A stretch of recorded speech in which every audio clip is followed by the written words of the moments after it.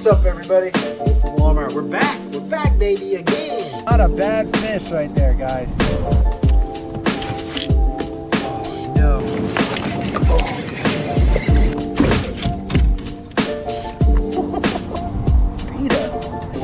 Out here catching Folsom bass right now, dude. Woo, he's a little chunker.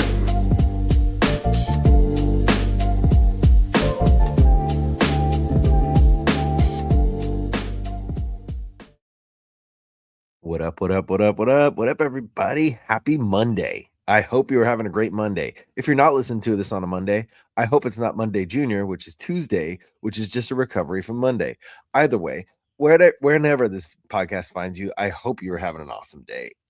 I am super excited about this episode. 'Tis I, the host of The Whole Angler, your favorite Dave Erkey, because there's two of us in the world, apparently. I found that out on Facebook the other day. Anywho, I am super excited about this episode. This is one of those guests that I've wanted to have on for a long time, and our schedules just kept doing this. I know I've said that. I'm literally on a three-peat right now. I have the last two guys, and then this guy today were people that I've been talking to for 2 years about coming on the show, and we finally got it ironed out. It finally worked. This man has a bunch of cool stuff to show you, but first, I'm going to show you this. What up, dudes and dudettes? I'm sure you're tired of hearing my voice by now, but you're going to hear it for a little bit longer because this is a shout out to the sponsor of this show, Kayak City. Kayak City has been taking care of me ever since I started getting into a boat and paddling around in the water trying to catch some fish. And when I tell you it is Kayak City, it is literally like a city of kayaks. They have Bonafide, Eddyline, Feel Free, Hobie, Jackson, Native, New Canoe, Old Town, Wilderness Systems, and so many used kayaks. I stopped trying to count them a long time ago. If you guys are looking for accessories, they have walls and walls and walls of accessories. They have one wall dedicated specifically to Yak Attack, and it is a massive wall. Kayak City is your #1 Yak Attack dealer here in Northern California. If you want to know where it is, stop by at 7812 Auburn Boulevard, Citrus Heights, CA. Roll through, say what up to James, Troy, Eric, Scott. Tell them Dave says what's up and tell them I sent you there. Thanks for listening. Also, thank you, Drew Gregory and the Kayak Adventure Series. It's up here in the corner. For the audio listeners, I have a screen and it has the Kayak Adventure Series logo in the corner for supplying me with this wonderful StreamYard. I genuinely appreciate it, boys. Good luck out there. This is Monday. I shouldn't say good luck out there. I should say congratulations to the winner, whoever won. Congratulations to the winning team, whoever won the winning team. Congratulations to the biggest loser, and congratulations to the micro bag. Like, I hope you guys had a blast. I heard the rivers were blown out and everybody was struggling. Hopefully somebody came in with a giant bag. And without further ado, I bring to you the guest for this evening, Sir Flynt Pierce. Dave, what's up, buddy? How are you? I'm good, bud. How are you? I'm great. So first off, let's address the elephant in the room. Do you want to tell the people exactly where you're sitting right now? I am sitting in my brand new shop. So hopefully the echo's not too bad, but it's empty. Just finished putting the walls up. We've been working on this project basically since October. And it's been I feel more like a decade in the making of trying to get out of the garage and out of the house into an actual physical workshop that is going to be um, dedicated solely to battle baits. And so we're out here. Dave and I started talking. I was in the garage earlier this morning, and it just felt right to come out here. So I grabbed my coffee and headed out here, and it's good. The end is near. We got maybe a month left um, of doing it, and then I'll be moved in. The cool part about it is I'm having the opportunity.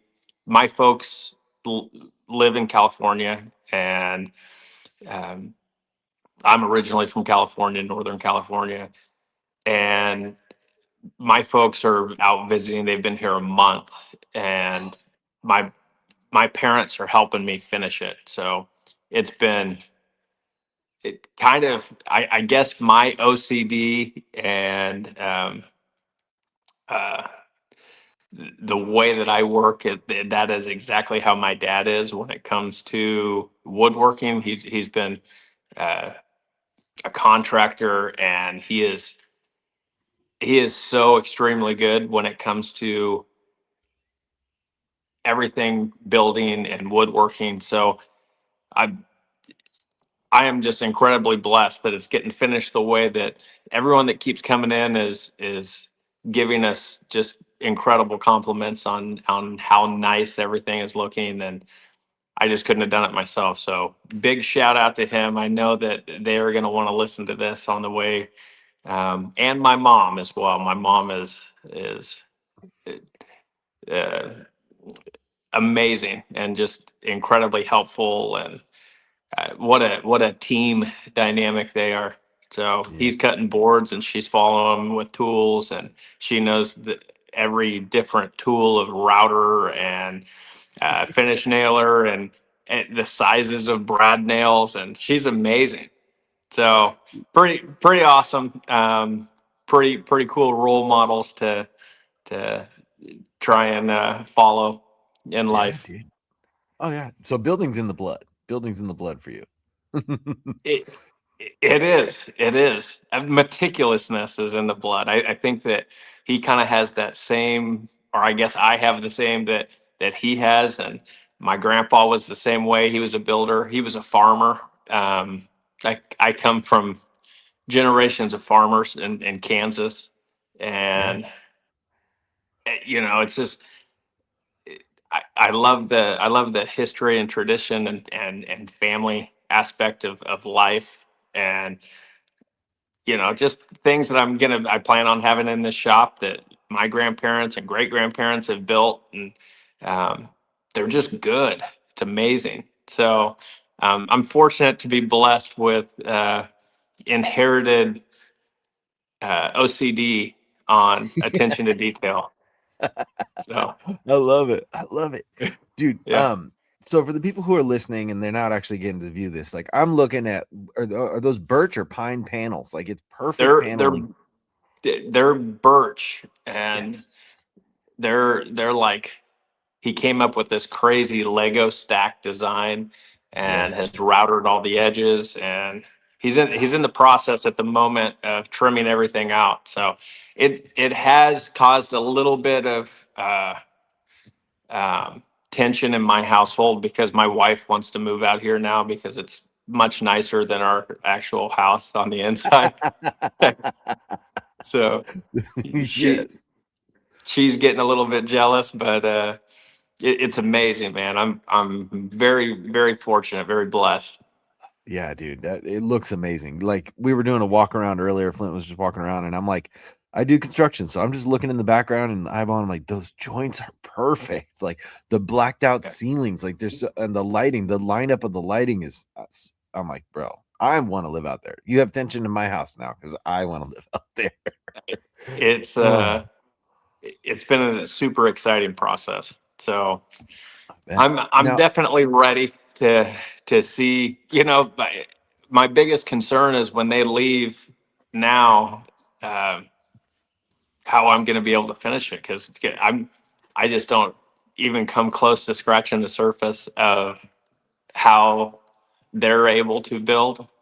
mhm. So when they depart and head back to California, and I start building benches and moving everything in, um, I don't know how I'm gonna live up to the standard of what's already set. So The best thing you could do, I've learned a long time ago, is just initial everything you build. So if someone's like, "Oh, who did that?" Be like, just, yeah, just, yeah, I don't know. Just but for those, just put somebody else's initials. So you can be like, some guy, I don't know. that's a great idea. I mean, I do have two 11-year-olds and a 13-year-old, so I can blame some of it on them.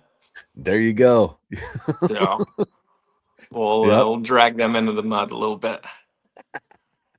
that's awesome. All right, so for people who don't know, I'm Flint Pierce. You own a bait company, I am extremely fond of. Like, if you haven't noticed, I am a huge fan of your baits. Would you like to talk about the baits, the brand itself, or anything like that? Oh man, I'll dive into whatever you'd like. Well, Obviously I'm let's do a short synopsis on that because we're going to end up there. But let's do a short synopsis real quick of what company do you own and what are you doing there? Yeah, I'll do my best to keep it short. My wife likes to say I'm very long-winded, so I'll see what I can do. I started Battle Baits basically when I moved to Las Vegas. I moved to Las Vegas in '08, and I had traditionally grew up a salmon steelhead Pacific Northwest fisherman. Grew up on the coast, so I did a lot of um, near shore saltwater fishing for lingcod, snapper, um, all the stuff that kind of is in that Pacific Northwest area. Moved to Las Vegas, kind of tried to bring a little bit of my previous fishing style, which when I moved to Las Vegas, I moved from Alaska, Hmm. and so it was a little bit of a culture shock, Alaska to Vegas. Wee bit. But Vegas was really the only fishing opportunity was Lake Mead, Mhm. that I could see, and I have just always been a real avid angler, and so I started trying to get uh, good at learning how to bass fish, and I joined a club as a co-angler, and one thing kind of led to another as far as uh, trying to build some baits, but it was more out of necessity. It was never, it didn't come up as this is what I wanted to do. It was, I would go down to the local sporting goods store, buy some lures, take them out. And the unique part of Las Vegas is it would get so hot and a lot of your stuff would fall apart. Yeah. Just in skirting material, and being a fly fisherman, I started tying everything back together. And as I proceeded to continue to fish these clubs, I had was bringing baits that I had just Frankenstein back together, basically, that had fallen apart. And Yeah. the boaters that I was fishing with started really liking them, started seeing them, um, and then they kind of through club meetings and events started having me show them to other people, and it kind of just built off of itself. It was never something that was really intended, but it was something I was super passionate about, and I really loved that aspect of being a fly fisherman. Trying to Yeah. match the hatch, do things a little bit different, try and trick fish into and fly fishing inherently is very clear water. Um, Very. Yeah. and it was, Lake Mead was very similar to that. I mean, you'd have 20, 30 feet of visibility depending on the conditions. And so the little things you could do, I felt like made a relatively big difference. And um, it kind of just spawned from that. That's awesome. That okay. That's awesome. Thank you. Like that's the perfect synopsis. Like you nailed it. Your wife is not correct in the long-winded because that was a perfect opening for where you're at and what you're doing. So let's jump into where were you born? Where and when were you born? 1984, back in the good old days, in Garden City, Kansas. So he said my family was farmers, both Mm-hmm. sides, and my folks got married at 18, still together, just hit their 50th anniversary. So Ooh, shout out, congratulations. shout out to them. That's a pretty amazing thing, especially nowadays. And so massive testament to their dedication and love for each other. That's pretty amazing. But they got married at 18, moved to Alaska from Kansas. They were pretty just adventurous and uh, free spirited. I'd say so. Ultimately, yeah, started having kids. I have two older brothers, um, both amazing dudes. Awesome relationship with them still currently. One of them, the oldest, is a chief in the United States Coast Guard. He's stationed in the Bay Area in California currently. Getting ready, he's eligible to retire at any point now, but he's made a career out of that and set himself up for some really cool opportunities when he finally does retire. Awesome dude.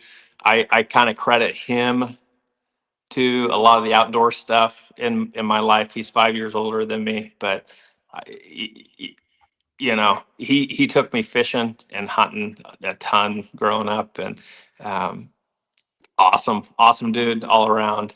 Still talk to him multiple times a week. And then I have another brother that is 3 years older, the middle son, who was a stud athlete. Went and played college football, went and played in the Canadian Football League, and he's been the head coach of the BC Lions now for the past, I guess last year was his first year as a head coach, but he's been a coach up there after he retired for probably close to a decade now. So Wow.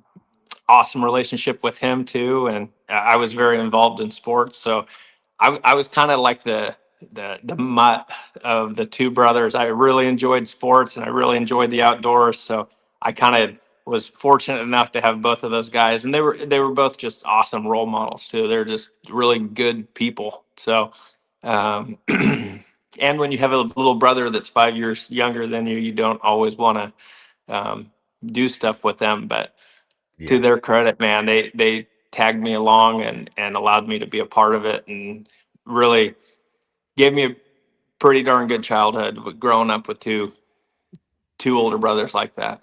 Dude, that's a solid one, dude. Like I that's two studs, bro. They're like, all right, come on, we're gonna I go outdoors, we're gonna go I, fishing all day. All right, then cool. You're I, gonna go back and you're gonna shoot hoop. You're like, okay.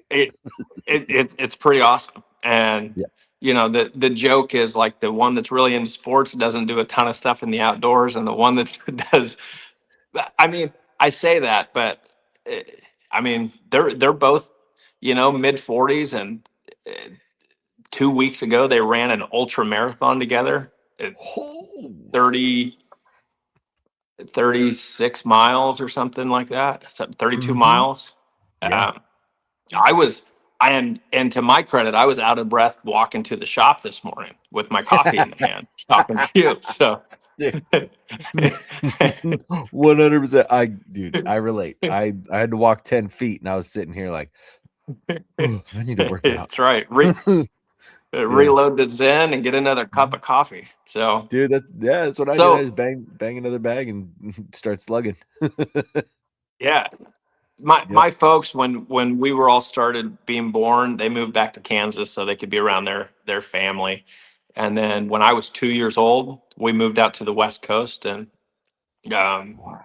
the rest is kind of history. So I was able to grow up in the really what is the northernmost part of California on the Oregon border, right on the coast, right in the middle of the redwoods.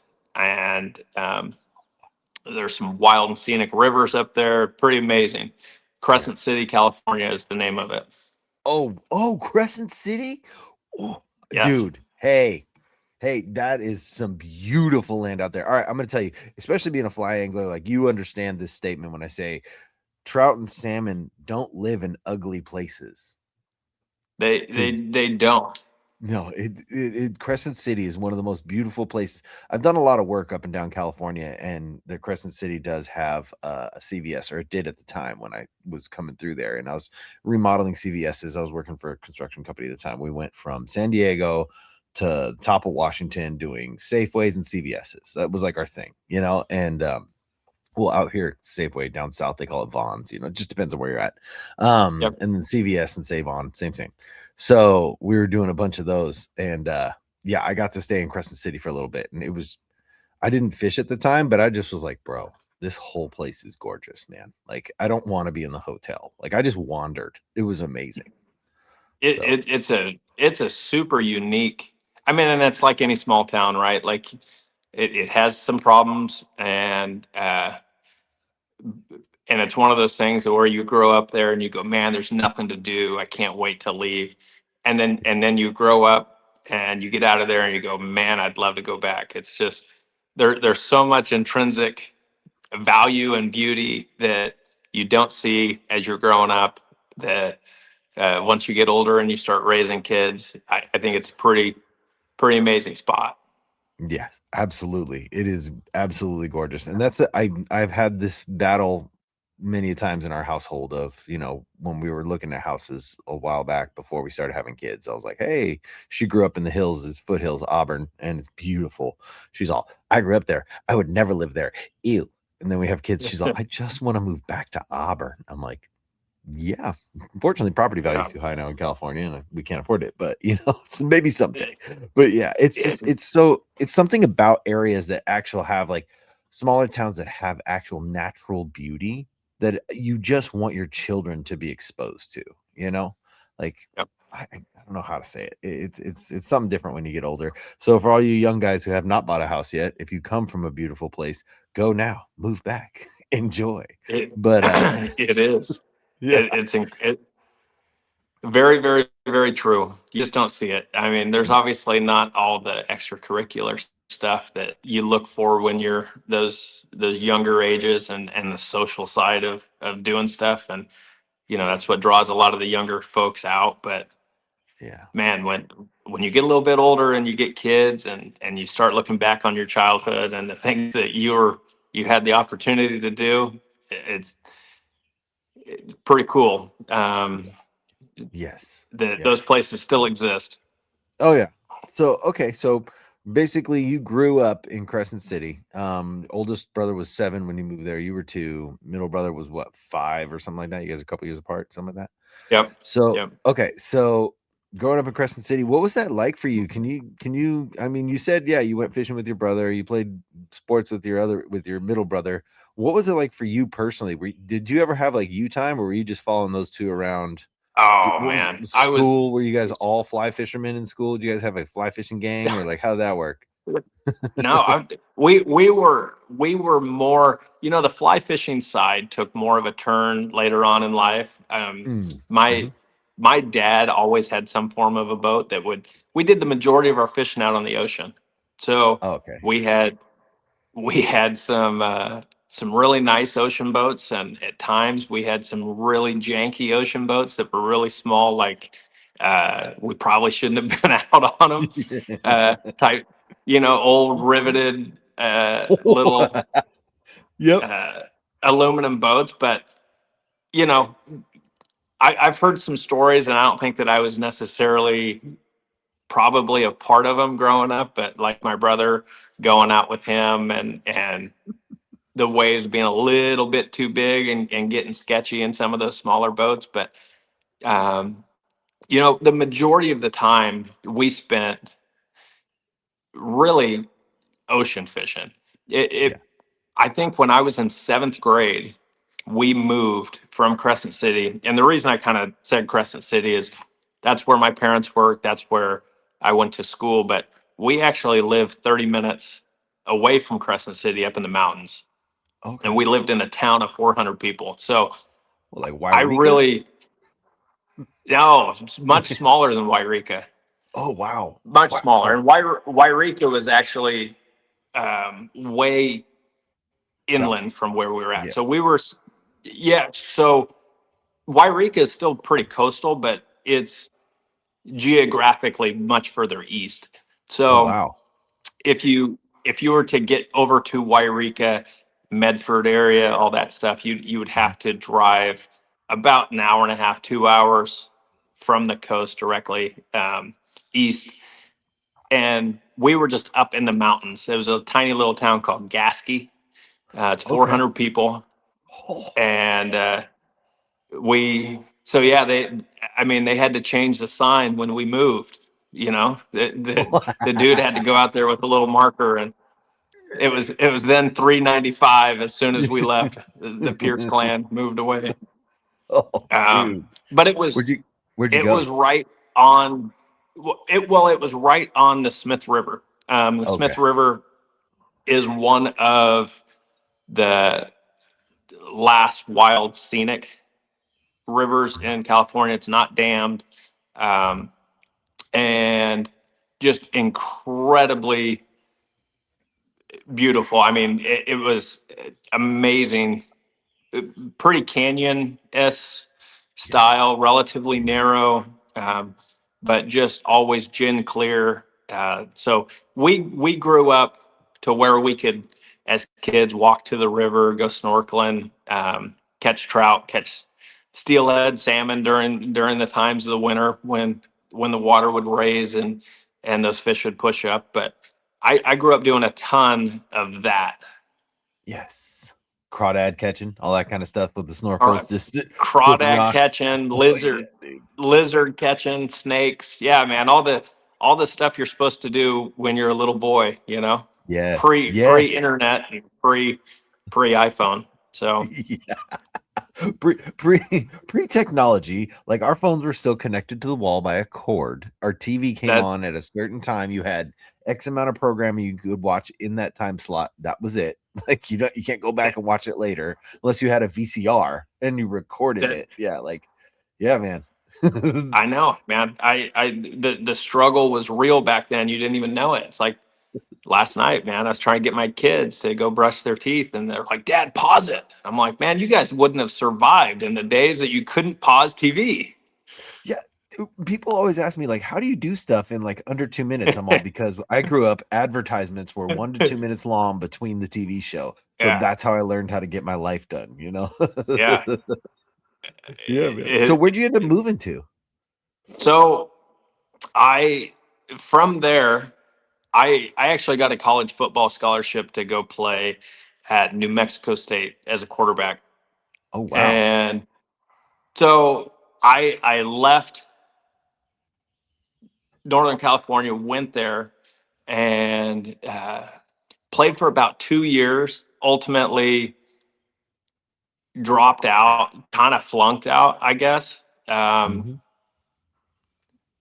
More flunked out. I my grades got so bad that I wasn't able to retain my scholarship, Oh yeah. and I don't. Hey, you know what? You got to talk about see, you were asking me if there was anything off limits. Nothing off limits. It's I good, love it. and No, I love it.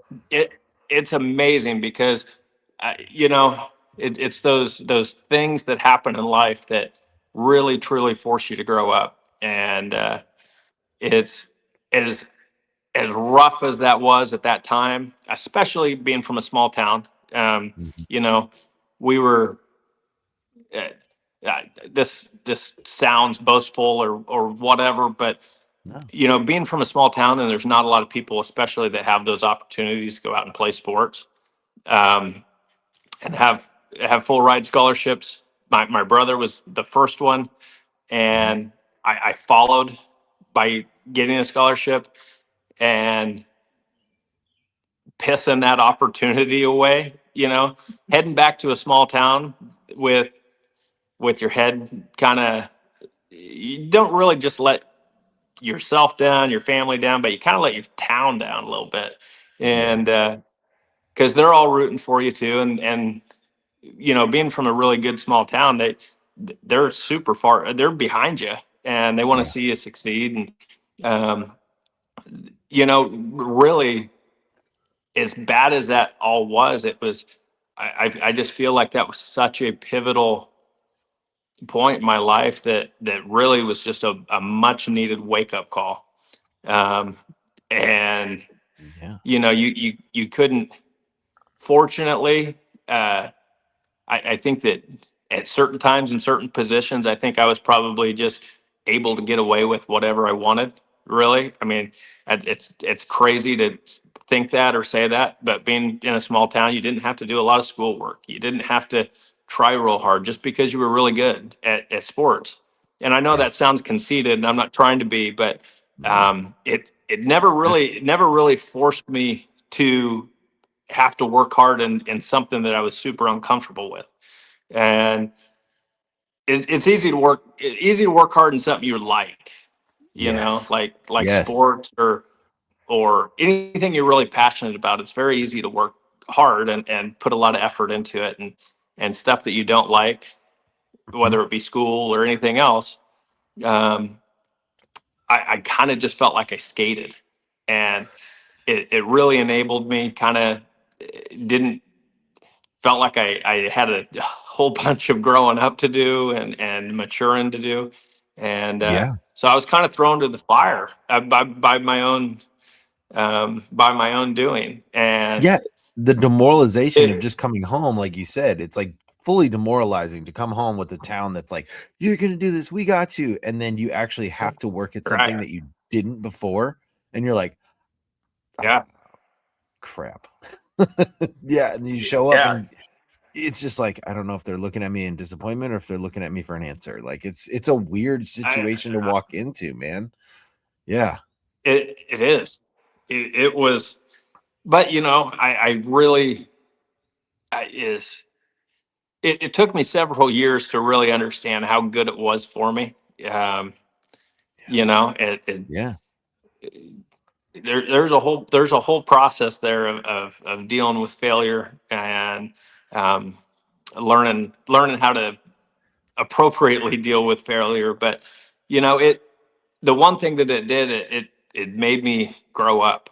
Um, I I came back and I jumped right into being a commercial fisherman, and I had kind of segue weird. Go back in time. When I was in high school, Mhm. I had met a captain of a crab boat and kind of worked for him during the summers a little bit, and so I was just out of money, out of time, out of any direction at that point in time where I needed to go, and my not out of direction. I shouldn't say out of direction. Just out of My ideas, dude. family was still incredibly yeah, my family was always incredibly supportive, and so I don't want to come across that way because I know they're going to watch this. Yeah. Yeah. They were always amazing, Yeah. and I had the opportunity. Fortunately, I established that relationship while I was in high school to with this commercial fisherman, and so I jumped into full time commercial fishing. So we were crabbing, we were doing trap fishing, which was kind of essentially kind of crabbing, but it's for deep water uh, cod, what they were called black cod. Mhm. But they would be out in like 1,000 fathoms or 2,000 fathoms, and it was just a long line of big traps. So Yeah. we trapped fish out there. We did nearshore prawn fishing, and that ultimately kind of led me to meet some folks that were up in Alaska that wanted me to come up and run a boat in Alaska. So, a You're like, couple years all down right. the road, I took the opportunity just because I grew up hearing about Alaska from my parents. Um, Remember, they got married at 18 and headed Yeah. to Alaska. Yeah. So it was Yeah. one of those things for me, just growing up hearing about it. And so I jumped on that opportunity, moved up there, moved into uh, a little 12 by 16 cabin with no running water, and lived there for a couple years. Wait, no running water. So you just, Now, oh, dude, that's so. Okay, I've camped with no running water, but I've never, well, I can't say I've never lived with no running water. I just didn't have a house when I was living with no running water. Because we all make poor decisions, like, trust me, I understand taking the L and having to come back home with the tail between legs. I get it. yes. So, uh, but what, I don't even know where to go. Do you have a gym membership, showers, like all that kind of stuff? Or were you just kind of like, Oh, you know what? I'm on a boat. I'll just, I mean, jump in the water every now and then. I wasn't fully transient, but Yeah, yeah. um, I'm sure I didn't. The one of the crazy parts up in Alaska, what people don't understand down in the lower 48 was there was a lot of people that didn't have running water, and so there was one of the massive businesses up there was laundromats, Yeah. and there was laundromats everywhere, and the laundromats had showers in them. Oh, awesome. So Okay, yeah. they Yeah. were it was kind of structured. It was a business that was structured towards that general area. You'd go in, do your. It was almost like a truck stop in a sense, to where you had like these really nice showers, and so yeah. I mean, I'd get stinky after a couple days and run in, do my laundry, and take a shower. Oh man. Well, so Living the life, man. absolutely. How you're young 20s at this point? Yeah, you're young 20s. Yes. Oh, dude, that's Yep. Hey, I had running water and I'd take a shower every couple days when I was in my young 20s. You know, like it's just it is what it is. Exactly. Dude. That's so good. That's so good. So you're up there. You're running your own boat now. You're the captain. Like you're like, I'm the captain now. You're that guy. Yeah, it was kind of a weird deal. I didn't know what I was really getting myself into and I probably should have done my research, but in hindsight, if I would have done my research, I probably wouldn't have gone up there, type thing. Yeah. I worked for a guy that owned a cattle brokerage business out of Bakersfield, California. And he had a halibut boat and a salmon boat, or a river boat for the Kenai.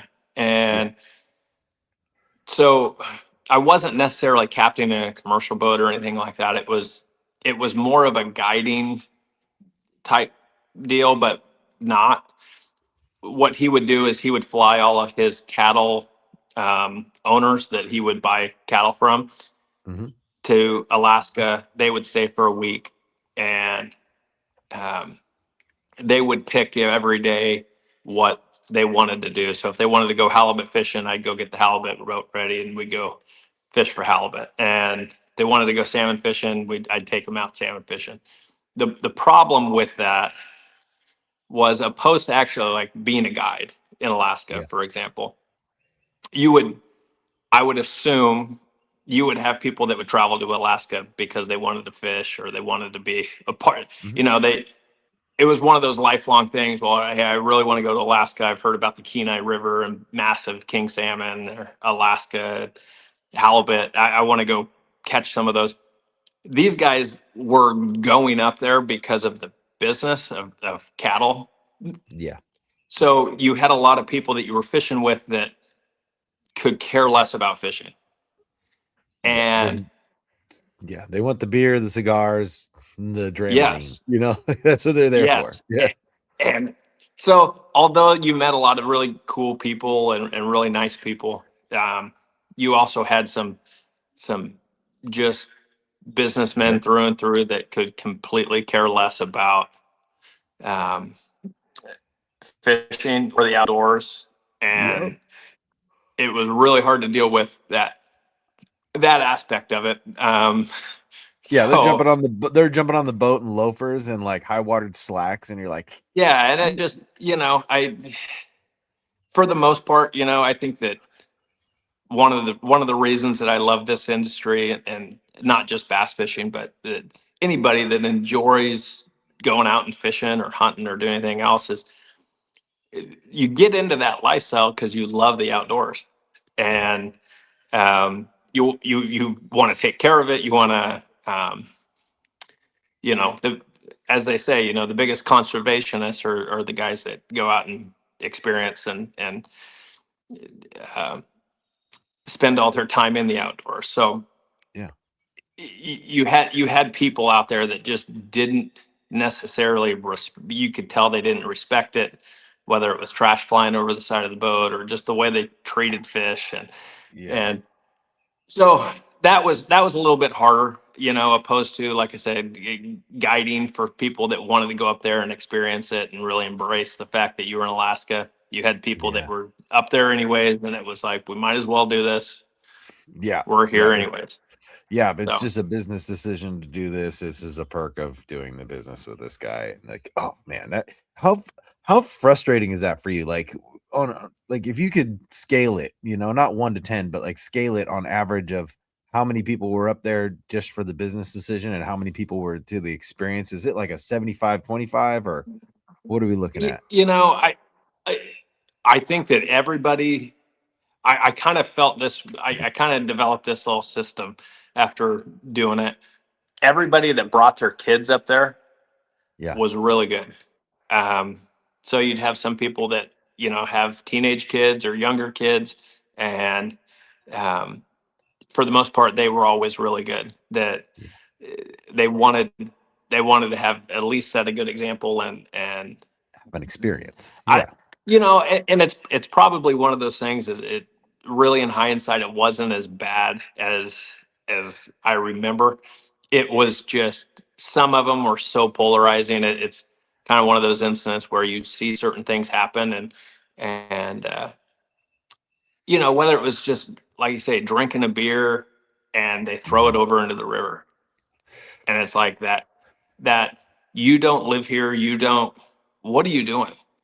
And Yeah. it's like, here I'm a young kid that is just wanting to assist them over the side of the boat so that they could retrieve their beer can, you know. And, Yeah. Yeah. Fully. but Like, I, you, I, it, it's an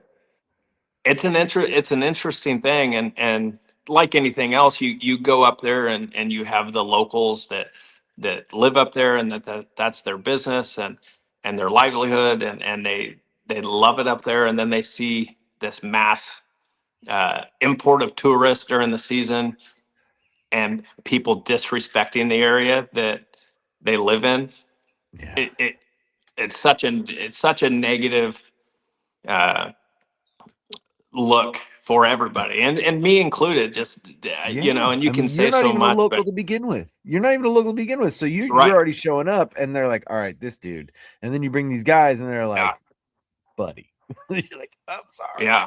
I Yeah. that was my big thing, man. It was like, eh, I couldn't have switched my license plates on my truck quick enough from California to quit getting flipped off when I got Yeah. there. Yeah. Yeah, you know, dude.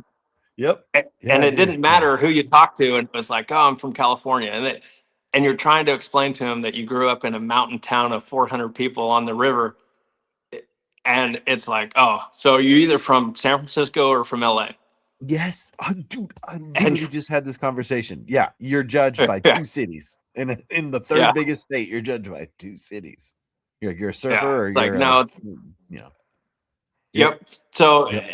it, but man, it was great. It was very good. And like I say, that even those circumstances that don't always eh, work out, they're part of a growing experience, and they teach you a lot. Just the experience walking away from that stuff was pretty amazing. Yeah, dude. I can imagine. I can imagine. Now, okay. Your option, would you rather go halibut fishing or would you rather go salmon fishing? Because I've been halibut and salmon fishing in Alaska. So what's your, like, I did it from Sitka and we, it was fun, but like, if you Well, could pick? so what I would do is is probably, see, salmon fishing's like saying, would you rather go bass fishing, or would you rather go um, trout fishing? Bass fishing. What if I said, would you rather go sit in 70 feet of water and shake a minnow, or would you rather go run the delta throwing spinner baits and bladed baits Oh, and yeah. and catching 8 to 11 pound fish? Yes. Y- there's the salmon fishing is kind of the same way. Where I was taking people, we were Mhm. running big sleds, and it was like driving in LA. So like um, you were running quick fish and back bouncing, but there was so many boats packed in the Kenai that it was not fun at all. I mean, Yeah. there was just zero fun associated with it. Yeah. But what I would do for fun when I was up there is I would go hike these tiny little creeks and streams and sight fish salmon with a fly rod, and that Hell was yeah. amazing. I mean, Oh, yeah. it's like being a 10-year-old kid fishing a popper for the first time and watching a bass come up and eat it. You Oh, know, yeah. you have big flashy pink streamers, and 12 to 15 pound silver salmon or pinks that are coming over and hitting a fly, and you're watching it. and Yep. you know, it's 3 feet deep, so they're going crazy, and that was a ton of fun. So salmon fishing in that regard, absolutely. Yeah. But halibut fishing was so much fun too. I mean, you just don't know what you have no idea what you're gonna catch. I mean, every tick of the rod could be a 25-pound chicken halibut, or a lingcod, or a 300-pound barn door, or That was even, yep. you know, there was just so much cool stuff that you would catch: octopus, big wolf eels, I was gonna say the skate. wolf There, fish, those things are gnarly. Yeah. yes, Yeah. yes. Yeah. Yeah, So dude.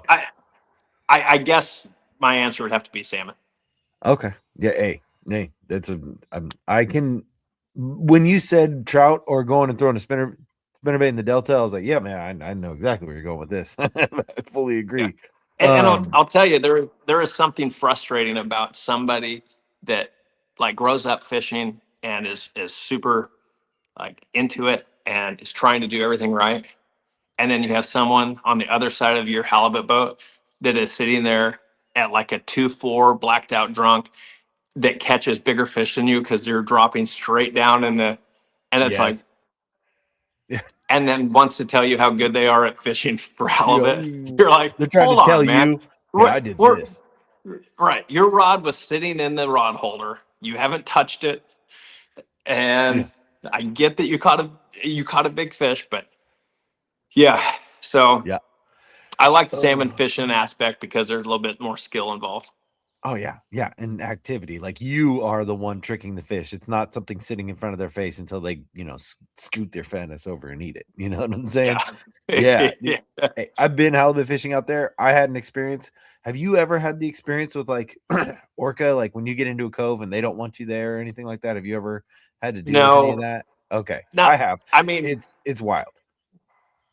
I, those things are amazing. They're They're incredible. Yeah, it's amazing how small you feel when you start dealing with some of those ocean mammals. And Yes. I mean, I've had some experiences with some pretty cool stuff. Sperm whales specifically. Whoa, They used to come really? out. Yeah, they would come out, and as we were running the deep line. This was on the Pacific, Yeah. when I was out of California and Yeah. Oregon, Okay. Yeah. but they would come and follow the boats. Man, those things were, they would literally rub off the sides of the bottom of your hole. And some of Yeah. those sperm whales, I mean, I could be completely off, but 50, 60 feet long. I mean, massive. They're And you huge. could see their eyeballs. You could see, they would turn on their side. You could see their little mouth on the bottom. It was Yeah. it was amazing, man. I got a deep love for the ocean. Dude, hey, it is an incredible place. I would never put a kayak out there. I'll get on a boat all day, but I would never put a kayak out there. But I have had some wonderful, incredible like life brain, like core memory experiences out on the ocean that have like definitely given me a beautiful respect for that place. Like that orca Yeah. situation, it was they were following our boat, they were taking all our halibut. Basically, we would lift them up off the bottom and then they would just eat them on the way and then just spool your rod and be done. And so we would try and move and then they would push us back, and they're basically telling us where the fish were, but then they would eat the fish before we would get them up, and then they were coming after the boat, and we're like, all right, let's get out of here. Well, when we took off and started throwing wake, because the boat throws wake. Next thing you know, the little babies, I'm like, look how big those things are. Those orcas are huge. Like, no, those are the babies, because the babies were playing in the wake of the boat, following the boat, and the adults were actually on the sides just out of sight. So every now and then one would come up, and I was like, I mean, I'm a little kid, so they were like, thousands of feet long when I was a little kid, but they were just some of the biggest Yep. animals. They were incredible, dude. Incredible experience. Like, they took a lot of our fish. My dad still caught like 100-something pound. Like, he pulled a barn door off the bottom. Like, it was ridiculous, but like, it was one of those experiences where it's just like, I could do this. I could do this for a very long time and not get bored ever. Yeah. Like, as a kid, even with Yeah. the rods, like just sitting in the rod holder, you know, because you're on a boat, but you're there with people. And like we had a good guide. So he was like telling me, I was a kid. So he was like teaching me all the things like this does this, like all the buttons and dials and all this kind of stuff. And I'm like, this is amazing. I want to do this, you know, someday. But I never got around to it because I found other things to do in my youth. But it was one of those experiences that I'll never forget. Like it's an incredible place, especially if you guys haven't gone actually to the Pacific coast or fishing in the I don't know about Atlantic. I can't speak on it, but I can tell you fishing in the Pacific Ocean, it is an experience. It's I don't even know how to explain the experience. It's like stepping into the unknown and pulling something out. You know, you're like, what's in this? You know, what's in this portal? And the next thing you know, you're pulling up a giant, like you said, like a blue lingcod or something like that. You're like, dude, and the teeth are like this long. What is this thing? It's a monster. You're just pulling these creatures off the bottom. It's amazing. It's so cool. It's so cool. So you did this for like how many years were you out there doing Alaska, like guiding I think fishing boats? I think well, guiding I only did one. Yeah. I pulled the Okay. Yeah, I pulled the plug after the first year. I couldn't take it. And it was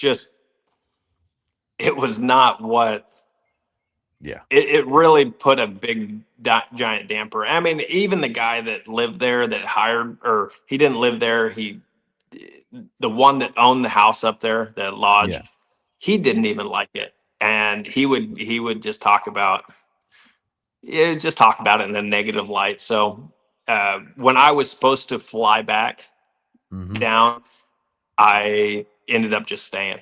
I had a little bit of money in my pocket from commercial fishing, so obviously pre-internet and all that other stuff, or smartphones. I went down to a realtor office and we sat down, started looking at properties, and I found one, basically a tear down that was on a lakefront up there, and went and bought my first little property. It was like 4 acres, and it kind of had a shell of a 12 by 16, but it wasn't insulated or anything like that. So worked on shelling that in, getting it insulated, and I just moved into it. Dude, that's awesome. So what were you doing for work? What were you were just kind of living? So you got the house, you're just kind of living I in the was land? I was kind of living. You know, the good part about commercial fishing was you could go for several months on the water, whether it was 6 months or 7 months, then you could have 2 or 3 months off. I did for the longest time. I mean, I stayed up there for months at a time without really working. And then I would just go jump on a plane, fly back down, jump on my commercial boat, go fish. But I also really wanted to experience a winter. So I took a year off of crabbing, stayed up there, and worked for an oil refinery plant. It was kind of it was an oil plant, and it was at a drill rig, but it was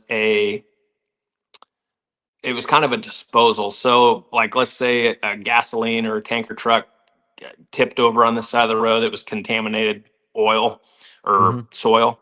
They would go pick up and excavate all of that dirty material, and then they would bring it to us, and we would clean the dirt and then inject it back down into, I can't even remember how deep, 1,000 feet into the surface. Yeah.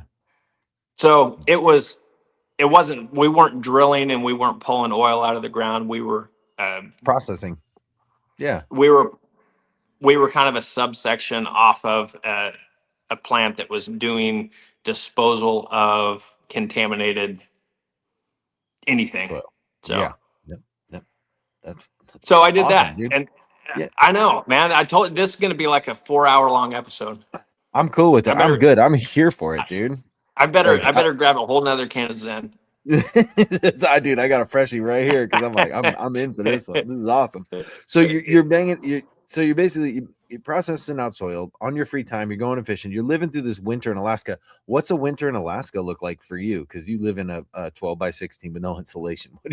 You got a lot of blankets? What's going on here? I'll tell you, the whole backside of my cabin, the snow was yellow. I'll tell you that.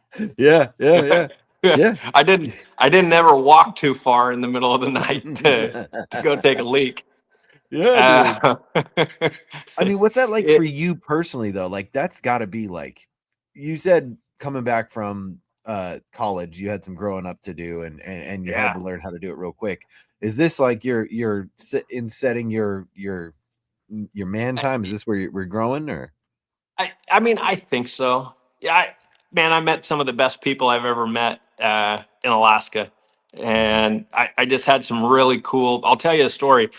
I'll keep it super brief. The very first day that I showed up and actually pulled my truck in, and I pulled into my little 12 by 16 cabin, and there was still slots in the. I mean, it wasn't secured at all, but I turned a little light on in there, and I was setting up a sleeping bag to sleep in there. Mhm. It, I mean, it was pitch black, and I get a knock on the door, and which is pretty unusual, being in the middle of Yeah. nowhere in Yep. Alaska, Yep. and it was a neighbor of mine from the opposite side of the lake that had saw me drive in, and he rode his four-wheeler over. I don't know if it was his four-wheeler or snow machine, can't remember, but he had like his little headlamp on and uh, a case of beer, and he walked in, and I don't even think I don't even think I invited him in. I think he just walked in and Yeah, sat. dude. He ended up being one of my best friends up there, and I don't know how old he was at the time. I still don't know his name. Um, his his name was Cage. Is what I called him, and Cage was a nickname that he got in Vietnam, and he was from Louisiana, and like real South Louisiana, and they called him, or he told me they called him the Cajun in Yeah. Vietnam. Oh yeah. And man, it was like I could understand maybe one out of every 11 words that came out of his mouth. And he was just he was like that. He was just the nicest guy ever. And anytime I needed something, anytime that I ran into a problem or I needed a tool or something that I didn't have, he was there. And so, like I said, I never even knew his knew his real name. Yeah, it was Cage, and he was awesome, absolutely awesome. So, uh, I a lot of just really cool experiences like that, and most of the people that I met up there were just as unique, but incredibly helpful and friendly, and it just a very strong sense of community up there. And I think that probably the weather and the elements and all that stuff force you to be a little bit, just Oh yeah. because you kind of have to take care of each other. But pretty pretty awesome experience, man, for a young guy that was just up there trying to live it up. At Dude, that's amazing. That's so awesome. I like first off, you go to Alaska and you meet a Cajun, and that's your buddy. You know what I'm saying? Like I that's know. so great.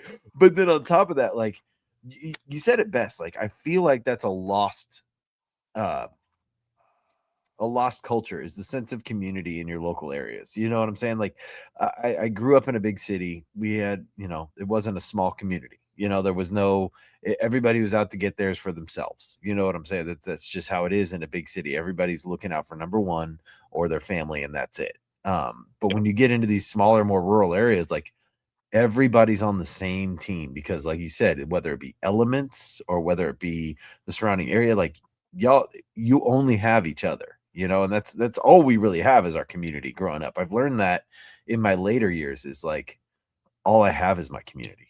I don't Yeah. have, it's not like I have a horde. Like, sure, I mean, sure, I got like whatever social media.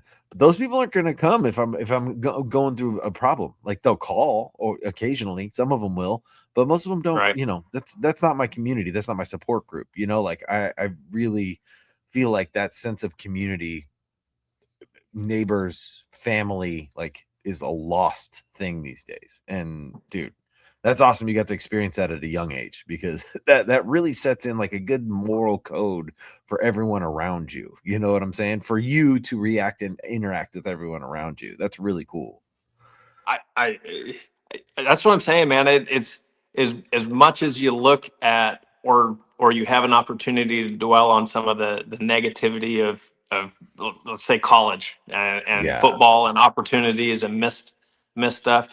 You know, it's hard not to look back on that all that stuff and just say, man, what a blessing. And because you know it gave me some phenomenal opportunities, and it really just gave me an opportunity to kind of grow up.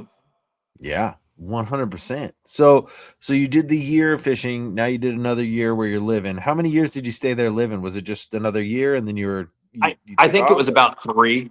I think it was Okay. about three, but I was bouncing a lot. So you know, crab fishing, we made a ton of money. Yeah. Um, Yeah.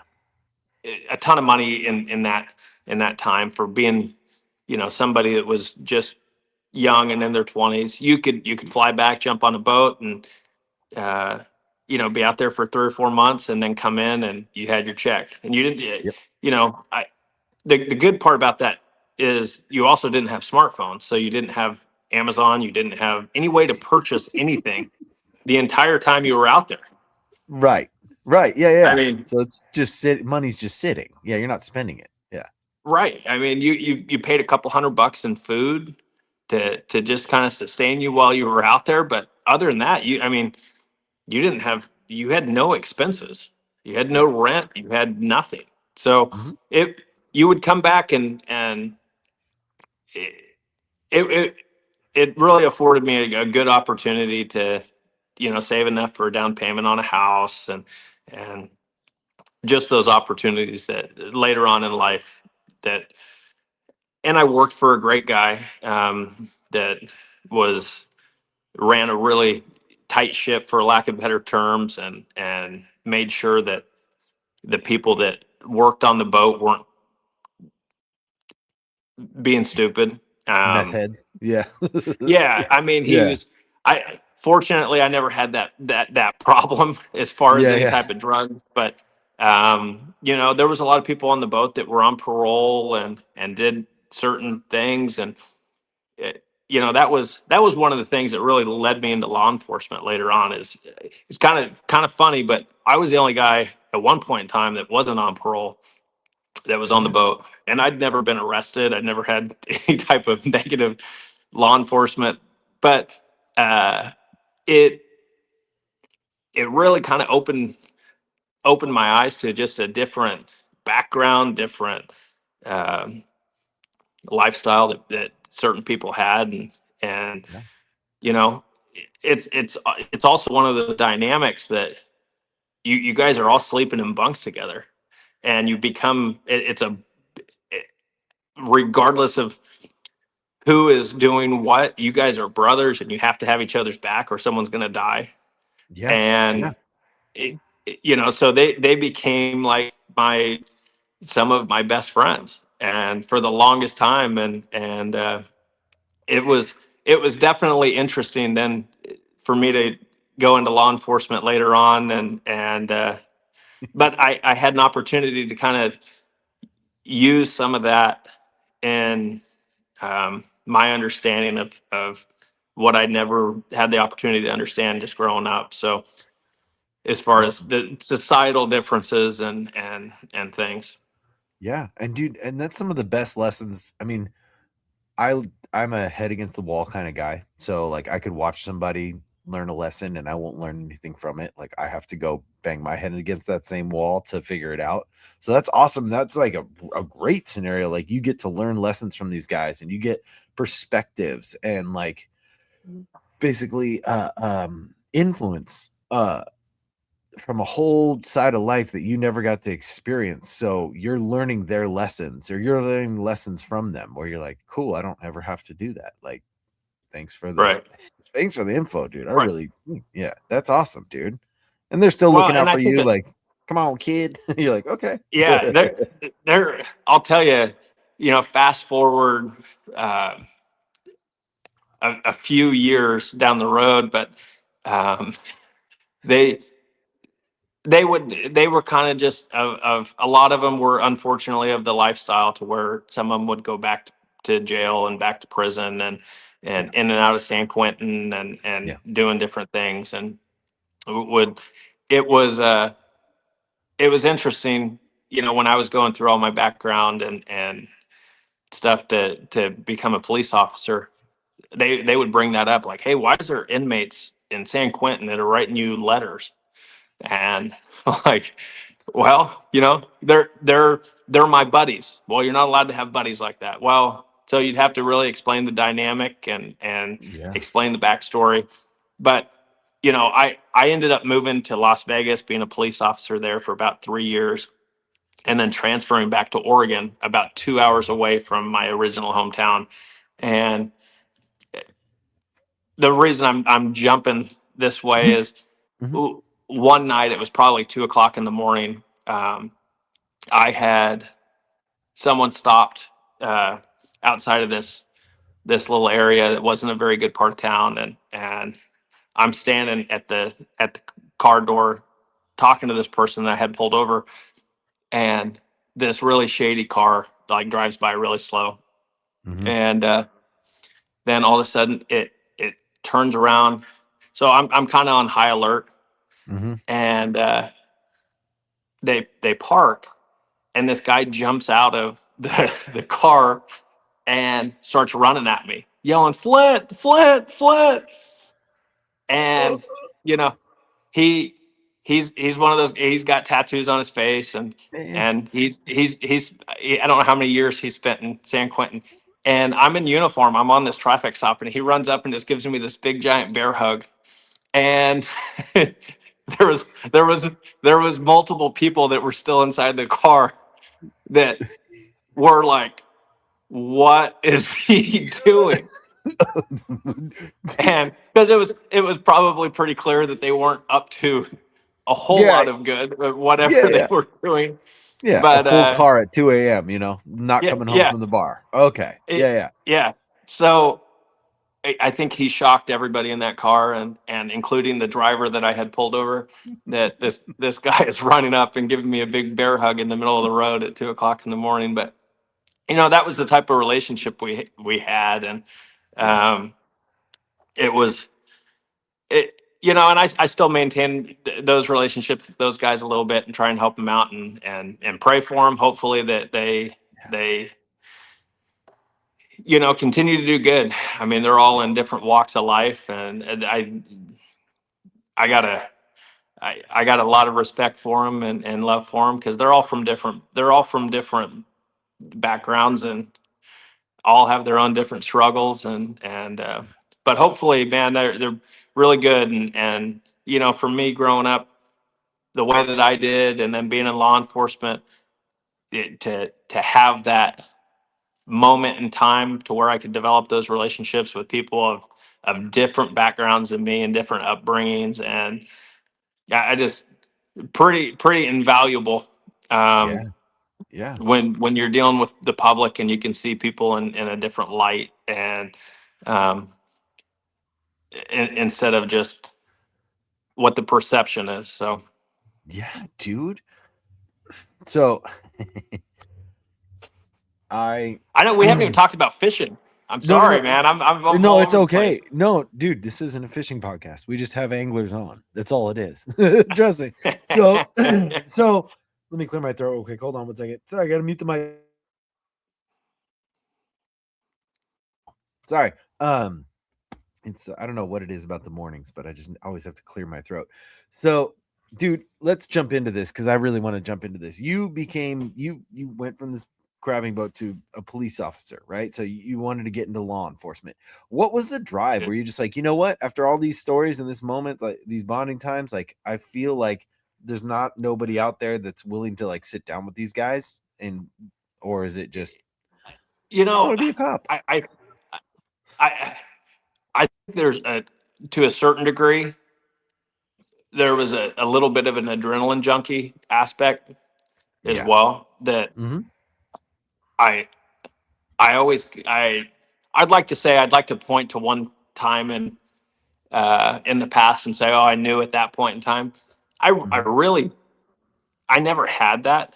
Mm-hmm. I always just thought it would be um, I didn't really ever have a whole lot of interaction with police growing up. Like not not negative, not positive. I mean, I had tickets as a young teenager just going too fast and stuff, but Oh, yeah. um, I I didn't have law enforcement in my family.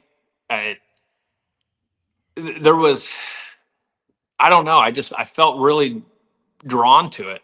I guess is the only way that I could I could express it. But at the same time, I had a I had a really big problem because I was super unhireable at the same time because I mean I wasn't a good student, Mm-hmm. and here you have at that point in time in '07, '06, um, '08, people still wanted to be police officers.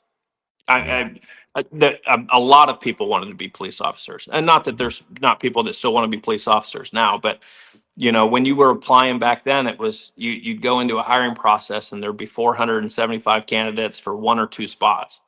And so I went through multiple agencies just trying to get an opportunity. And you at the same time you're having people that are graduating from college and they have criminal justice degrees, or they're getting out of the army or the Marines or any, and they're MPs or whatever. And it was Mm-hmm. like, why are we going to hire this dude that failed out of college that's been a crab boat that's getting letters from San Quentin?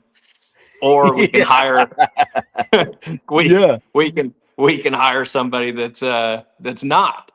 So it was a long process. I applied to a lot of different agencies. I was told no Mm-hmm. tons of times. One of the things that had happened before Bush had left office was he signed an executive order funding a ton of money to police agencies for more officers. I think it was the More Officers Act or something. And so that allocated tons of federal budget money to agencies to hire more police officers. So I kind of knew I was cooked in the smaller agency setting just because they were really desirable jobs. Yep. So at that point in time, I began looking at like LAPD, Las Vegas Metro, the Reno Police Department, um, Reno Phoenix, Arizona. 911. Yeah, yeah. I know, gosh darn it. Yeah. You wouldn't believe how many times I heard that. Yeah, Um, I bet. so I went through the I had actually flown down from Alaska. I'd never been to Las Vegas, and Mhm. I had set up a little Google map thing that I was going to hit Las Vegas, then Phoenix, then I think Tucson, and then over to LAPD, and then Sacramento and Reno.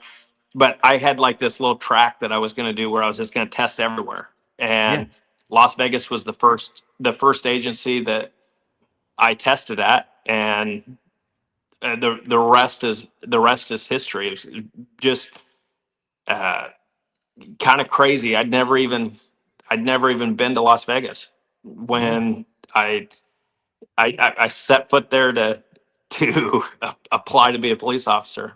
So big culture shock, but it From Alaska? fortunately Yeah. it afforded me the opportunity. Yeah, Yeah. Yeah. yeah, Dude. massive. So okay. So yeah. Perfect example from a sense of community to looking out for yourself and yourself only because there's robots walking down the street. Well, Yes. people dressed as robots. There wasn't robots at that time, everybody. Now that there's robots, we have to specify. People identified as robots back then. No, so point being is so you get into this job and like what do they call new officers? Recruits. So you're a recruit. Is that how it goes? Yep. So they Las Vegas had a 6-month academy, Okay. and so it was a phenomenal opportunity as well. It was extremely hard. I think we started out with 55 guys and graduated maybe half of it, somewhere close.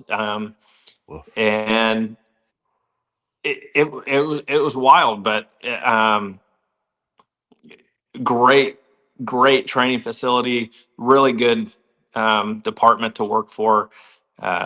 They were Las Vegas was such a mixing pot of every culture, every uh, Yes. you could work in an area command that had multi-million-dollar homes down to the most impoverished uh, projects Mhm. and anything in between. And a lot of times people kind of associate Las Vegas with just the strip, right? And Yeah. there's fortunately I never had to deal with the strip. There was, I think, probably 3 times in the entire time that I was there. They 3 shifts. They had a deal that was post 9/11 that they referred to as safe strip, to where 2 officers out of every other area command that didn't work down there had to go down there and work a foot beat, which was just like a visibility thing where you would park on the side of the strip and have your lights going, and it was just like a deterrence presence deal Yeah. to where. Yeah. But it was a horrible. I would. So fortunately, I never had to. It was terrible. Every time you would go down to the strip, it was just horrible. With, as you can imagine, with Yeah. anything and everything, and I've been there. things that would get you banned on YouTube if I began to disclose of the the Yeah. the stuff that occurred down on the strip while working. But Oh yeah. um, yeah, so I worked in an area command off the strip, and very very diverse and very eye opening from a little small town Northern California kid to Yeah. experience that. And you have to deal with heat at this point. Like Vegas is like Sacramento. It's worse than Sacramento because you guys don't get the winters we get. So it's like gnarly. Yes. It was very hot, very hot. I mean, I, one of the things that a lot of people didn't realize, and fortunately, someone taught me this relatively Yeah. early, but you're wearing all that gear and everything, but Yeah. I always wore long sleeves, and it everyone would always say, "Man, it's 117 degrees. Why are you wearing long sleeves?" But that the pavement and the asphalt and everything you touched was so hot. So if you got into a fight or if you started rolling around, then You burn. you Yep. would just burn your arms up on anything you touched. It was Yes. it was hot. I Yeah. didn't like it. Yeah. Yeah. No, dude, you drip water on the ground, it's gone. Like it's that hot. It's not a cartoon. Like it's reality. That place is nuclear at some points of the year. So okay, Yeah. I'm just curious. You're in your mid-20s now, right? You're mid-20s ish. I'm I'm probably thinking, mid-20s. Let's see. yeah, yeah. I moved. Yeah. Yep. Okay. Yeah. Mid-20s. So you're about mid-20s. You got a job as an officer. You're working the Vegas beat, and it's nuclear hot, and you have the giant, like, from rich houses to the most impoverished level, housing, right? Are you still single Yep. at this point, or you just kind of No, I just got. being solo dolo, or Fortunately, my I got married right before we moved to Las Vegas. So we got oh, so you married met literally her? at the week before we moved to Las Vegas and I started the police academy. We were actually we had like a long engagement that we had planned, and then there was an opening in a police academy that had opened up for me. So we kind of did like this really quick. We went from what we thought was a long engagement to let's let's hurry It's up and get time. married so we can. Yeah. So Yeah. we we moved there together, and thankfully, you know, she kept me sane through all those times. And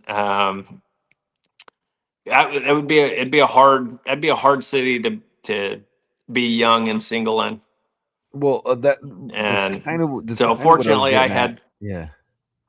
yeah, I was just yeah, saying, like, thankfully. to do that job. Sorry, I don't mean to interrupt, but like to do that job, at least from what No. I've experienced with other people, is first off, you got to be when you're on the clock, you're dude, and then when you get off the clock, you can kind of breathe a little bit. So to have somebody to come home to, a partner to come home to like kind of decompress, like that's clutch. That's absolutely almost a Yeah, necessity at that point, right? So how did that yeah. work? Like, Eh, you know, it's a new thing. You're in a whole new realm, and you have a wife. So like, you're like, dude, are you talking to her about like, I don't know if I made the right choice, or how does that work? Was you know? well, you know, the good part, at least with her, is her dad was in law enforcement. Both of her grandparents were in law enforcement. Her brother was a police officer. Her uncle was a police chief. So like she married me, I guess, because I was going to go into law enforcement. That's why. But she She's like, all right, we can do this now. she had this support, I guess, you know, from her family, kind of saying, hey, you know, he's gonna struggle with a lot of stuff coming home. And but my wife is also, um, she's just a super kind-hearted person. And Yeah. you know, I mean, even now she's currently, we live in Missouri, and she's a um, pre-kindergarten special education teacher. So she teaches 3 to 5 year old special education. And so Awesome. she just has that type of heart. And Big one, a big heart. so Yeah. yeah, yeah. And I mean, it it's interesting, man. The law enforcement side is can be pretty dark. Really, I mean, probably, you know, I wasn't in the military, but uh, you know, you really have to learn how to deal with a lot of that stuff and disassociate and not, you know, Yeah. when it begins to not bother you is it's really strange. And it's just a, um I don't know if it's dark, I don't know if it's callous, uh what the what the right terminology is for it. But there is, I guess it's just a coping mechanism that keeps you from going crazy. That Yeah. Yeah. that you kind of have to develop it, and if you don't develop it, then you drive yourself crazy, because those first couple years of just seeing stuff is is really, I mean, and it's, you know, the hard part with the the law enforcement side is there's so many times that you can deal with certain things to where, you know, you see something tragic, and you go, well, because of that person's choices, because of what they did led to this. But you see so many of those unintentional victims that did not choose it, that did not, you know, kid victims or anything else, that just Mm. it's a weird, it's a very weird mental uh balance of trying to compartmentalize that stuff and uh Yeah. deal with it, because if not, it just drives you crazy, Y- and hard to deal Yeah. with at times. Dude, it eats at your soul. Us as human beings, like I'm no shame on this. Like, I believe in Christ, and you know, he died for my sins to save my life, right? Amen. We are spiritual beings having a physical experience right now, right? So things like Yep. that, I feel like I've seen some pretty gnarly stuff, and I can tell you that it has eaten at my soul. It is eaten at my spirit, like the very core of who I am. And so to go through and process those things over the years, it took, like you said, like compartmentalizing, disassociation, like all these types of things to get through the interim. But then later on in life, like that stuff will come back, has coming back to, like, it comes out in weird times. You know what I'm saying? And I've had to go through a process and therapy and things like that to like talk through a lot of this stuff and really get it out there to where I can emotionally swallow it and my spirit can become somewhat whole again in a way. So have you ever sat down and started to process these things over the years, or is it has just been like compartmentalized? That was a section of my life and we're just, that's what it was. Probably not well. Yeah. Um, I it definitely. I mean, I've been now out of law enforcement for 5 years, a little over 5 years, and I mean, it's still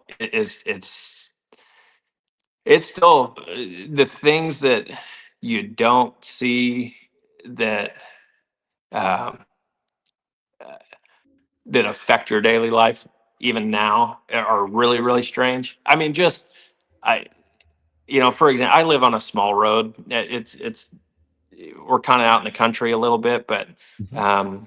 my kids play basketball and ride bikes and do all that stuff, and it's like, and they're older. They're my twins are 11, my oldest is 13, so they're smart enough to see something, get out of the road, whatever. But it's like, uh,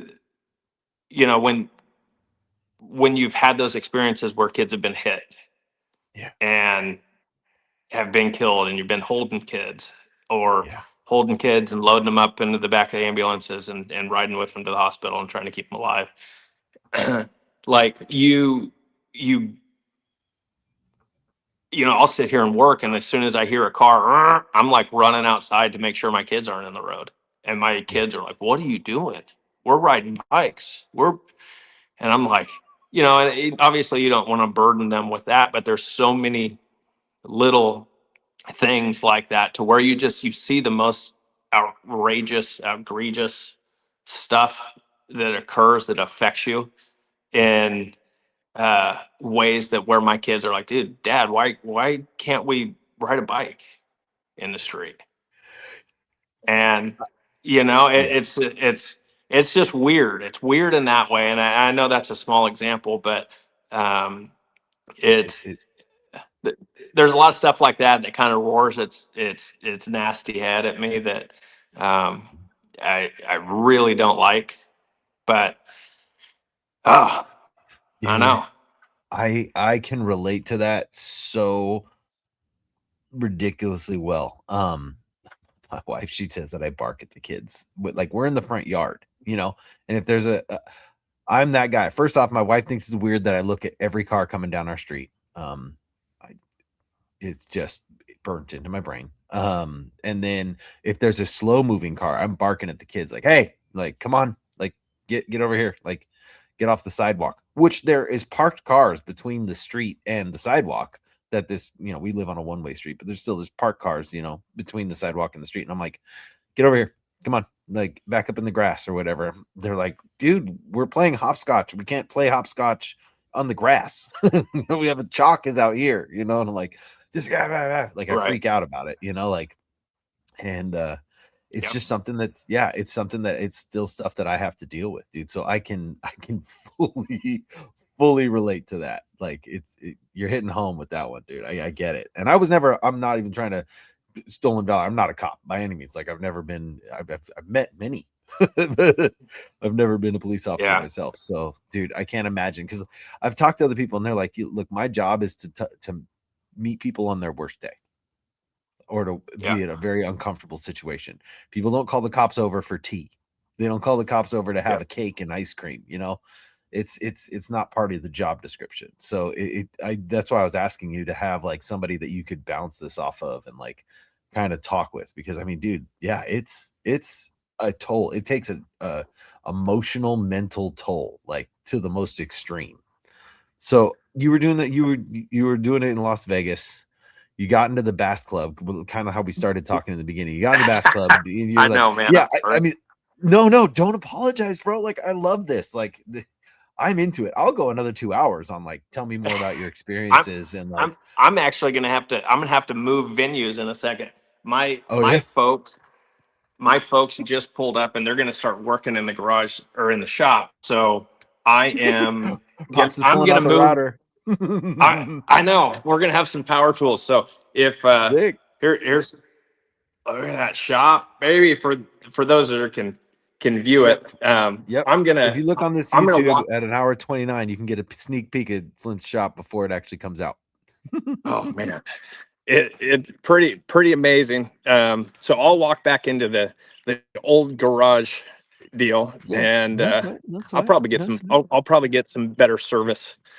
Oh, dude, But yeah, that's fine. You've been doing great, dude. This has been awesome. So, okay, dude, your area is beautiful. It is so it's green right now. yeah. We fortunately we've had a massive dry spell. Not probably not like the West Coast, but um, it's been really bad recently, and this week we've had a ton of rain, so it's greened everything up and it looks great. So That's awesome. Hey, we got a good view then. We picked a good week. yes, very good week to do it. Very So, good okay. week. Yeah. So you were an officer for how long out in Las Vegas, give or take? In total, I think I did about 12 years total by the time so I was about halfway, man. I was halfway to retirement, and when I Yeah. pulled the plug.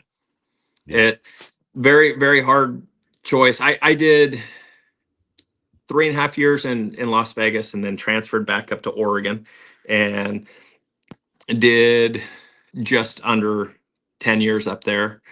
So we kind of just fast forward to Missouri. We had the opportunity. It was we started having kids. We had Yeah. I I can't skip over all this, but No, you yeah, know, no, no, don't. we got pregnant with the first kiddo. He was born, and at 9 months old, we found out when he was 9 months old, we found out we were pregnant again. You waste And they no were, time, my man. Awesome. I'm telling you, man. Yeah. Uh, I know. I don't want to get you kicked off YouTube, so No, you know, it's all um, good. Dude, yes. the things that I've said on the show would have kicked me off YouTube a long time ago. So it's all good. I was I was batting 1,000, man. And then in law enforcement military terms, then I told my wife I must have had a double tap because we ended up with twins on right after that. So Yeah, dude. first son was born, and then 18 months later, so a year and a half later, we had twin boys. So we went from no kids to 3 boys in a year and a half, and I haven't slept since. Oh. So I've been been awake for the last 11 years. Yes. Oh, geez. I can relate to as well. Oh So man. okay. So dude, okay, twins. I my neighbors just had twins, but I have a couple friends who've had twins. That is a totally different life cycle. Like you go into a total alternate universe at that point. So can you kind of give people open up a little window to what it's like to have a couple twins, like newborn? I mean, I know it's all a blur, but kind of Man, give I'm people an telling you, it highlight. was it was like I still don't know how we did it, but 3 kids in diapers. I it just constantly, and when you're in, I don't know, my wife was, I'm sure it just created a crazy, uh, sleepless night dynamic for both. I would be gone for 4 days working, Yeah. on the law enforcement side because we work 12s, Yeah. but by the time you get there, and then during the days you had court a lot of times that you had to testify at grand juries or anything else. So you were just gone. And if you got 3 or 4 hours at home to sleep, then you did that while you're on that working window. So it was like by the time I would get home, she was just like eyes bugging out of her head, like, I need a break. And I'm Yeah. like, so do I. Right. Yeah. And Yeah. so it was just, man, we rode the struggle bus early on Oh, yeah. with it. But they're so busy, and they're such good boys and healthy and all so extremely unique. I've never really been around twins, and I've never um they they look identical to everybody else in the world. They look totally different to me and my wife. It's Yeah. very Oh, yeah. easy to tell them apart, and their voices Yep. don't sound, but they're like as polar opposite of kids as you can be. And That's awesome.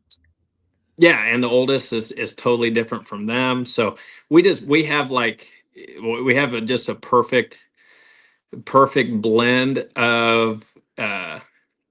Insanity. of kids.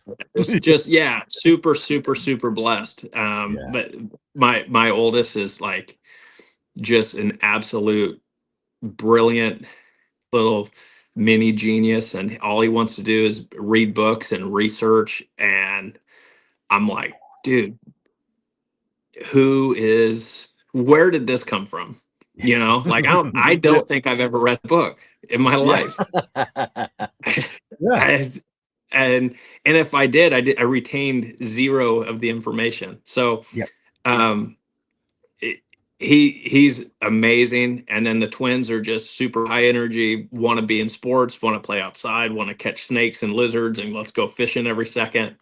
And it's awesome. Yeah. It's very very good. It's amazing how fast it all happens. Everyone tells you how quick it goes, and you don't believe it just because you're in the chaos. And Yeah.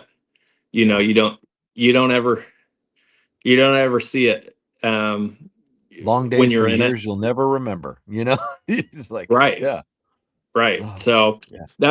that's my goal this year is really, everyone kind of projects their business goals and what they want to do, and growth and new shops and all this stuff. But my goal this year is just this summer is just embrace it, man. And because I know they're going to be, fortunately, they're still at that age where they like hanging out with dad. Yeah. And Yeah.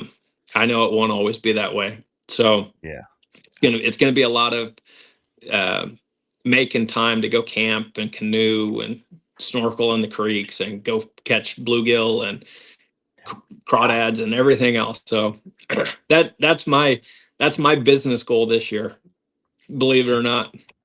Business goal being family is the most respectable thing, dude. That is incredible. I love that. I love that, dude. That's so So, awesome. So let's get into this. We gotta jump into the big elephant, because you've now moved to Missouri. You moved to Missouri as a family choice, as like, would you yep. come out there? I think we've talked about this just off. You went on there. We went there for vacation or to visit family, and you're like, we Yeah. live here So now. yeah, it was kind of weird, but we were waiting just for the kids to get a little bit older to take them all to Disneyland and do the whole thing that you do when kids are little. And so we were bringing everyone to Disneyland for their 6th birthday. The Yep. twins is 6, the oldest was going to be 7, and COVID canceled it. So Oh. Yep. we had to pivot. We have a bunch of family out here, and we came out here, spent a week, and we just kind of felt like the Lord was calling us in this direction. There was a lot of things that were just extremely weird. I mean, I guess they're not weird if you're a believer, right? Yeah. Yeah. But you can question certain things that, uh, but there's some pretty big. There was some pretty massive uh, signs that were just we were praying about it, and we went back from vacation, and we're spending time there, and I think, we were talking about it, and uh, my wife actually flew back out by herself out here, and I have a bunch of cousins, and my wife had wanted to be a teacher and had gone to school to be a teacher. And so the school allowed her to go in and shadow with them and with my cousins. And, she met the principal, and the principal was just, it was such a different, it was very hard to describe the how you just felt called to do something, and take the chance. And I unfortunately, I think that there was some things that in the state of Oregon that weren't, uh that they were trying to move forward, that weren't educationally probably the most productive at that point in time for the kids at their ages. Yeah. They'd only ever been to school through Zoom calls in kindergarten, Yeah. and Yeah. there was a lot of stuff that was floated that they were going to mandate the kids to do if they returned to school. And little kindergartners running around in masks, and just, and not to jump to any type of other, it just, it was pretty disheartening. And when we got out here, we realized, it's not that way everywhere. And um there was a little bit more of a sense of normalcy, and we I kind of just had to take the jump. And truly, I'd been doing battle baits for several years at that point in time, and I had developed a pretty good community and customer base, but I'd never done it full time, and never knew what that looked like. So I was really thinking that I was probably going to have to go into law enforcement out here. So uh, we moved out, and it was just like, hey, let's take a couple months and see if we can make this work, and stay up late and grind, and see if we can make it happen. And fortunately, that's been 5.5 years now. So okay, you described it perfectly. Just so you said you didn't know how to describe it, and I will reiterate. It's a calling. You are called. There's no other way of saying it. You know what I'm saying? People could talk about coincidence all day till they're blue in the face, but when multiple things line up, not two things, but multiple things line up to be basically a direction, that's a calling. That is absolutely a calling. So I love that description. But now, so like you had said, you've been doing battle baits for a few years, and we had talked previously. You were working in Vegas, tying spinner baits, right? Moved to Oregon, tying spinner baits, doing stuff like that, and tying jigs and whatever. Because I have the same problem here in Sacramento. My jigs go through one summer in my garage. If they are not underwater, the rubber bands break. They just do. They do. Even the clear ones, they turn foggy and they snap. Like 3 casts in, all of a sudden you just see an explosion and your skirt's everywhere, and you're like, okay, never mind. So I started looking for other solutions of lures. Like I want to look for something that's a little bit longer, a little bit smaller, or a little bit better quality, this, that, and the other. I got into a relationship with the guys at Dark Horse Tackle. I started being on their pro staff, and so on and so forth. Anyways, point being is I'm searching the interweb. Like I'm just looking, I'm like, I really want a spinnerbait, but I want something a little bit smaller, like, because everybody's throwing spinnerbaits and chatterbaits, and like I need a different presentation.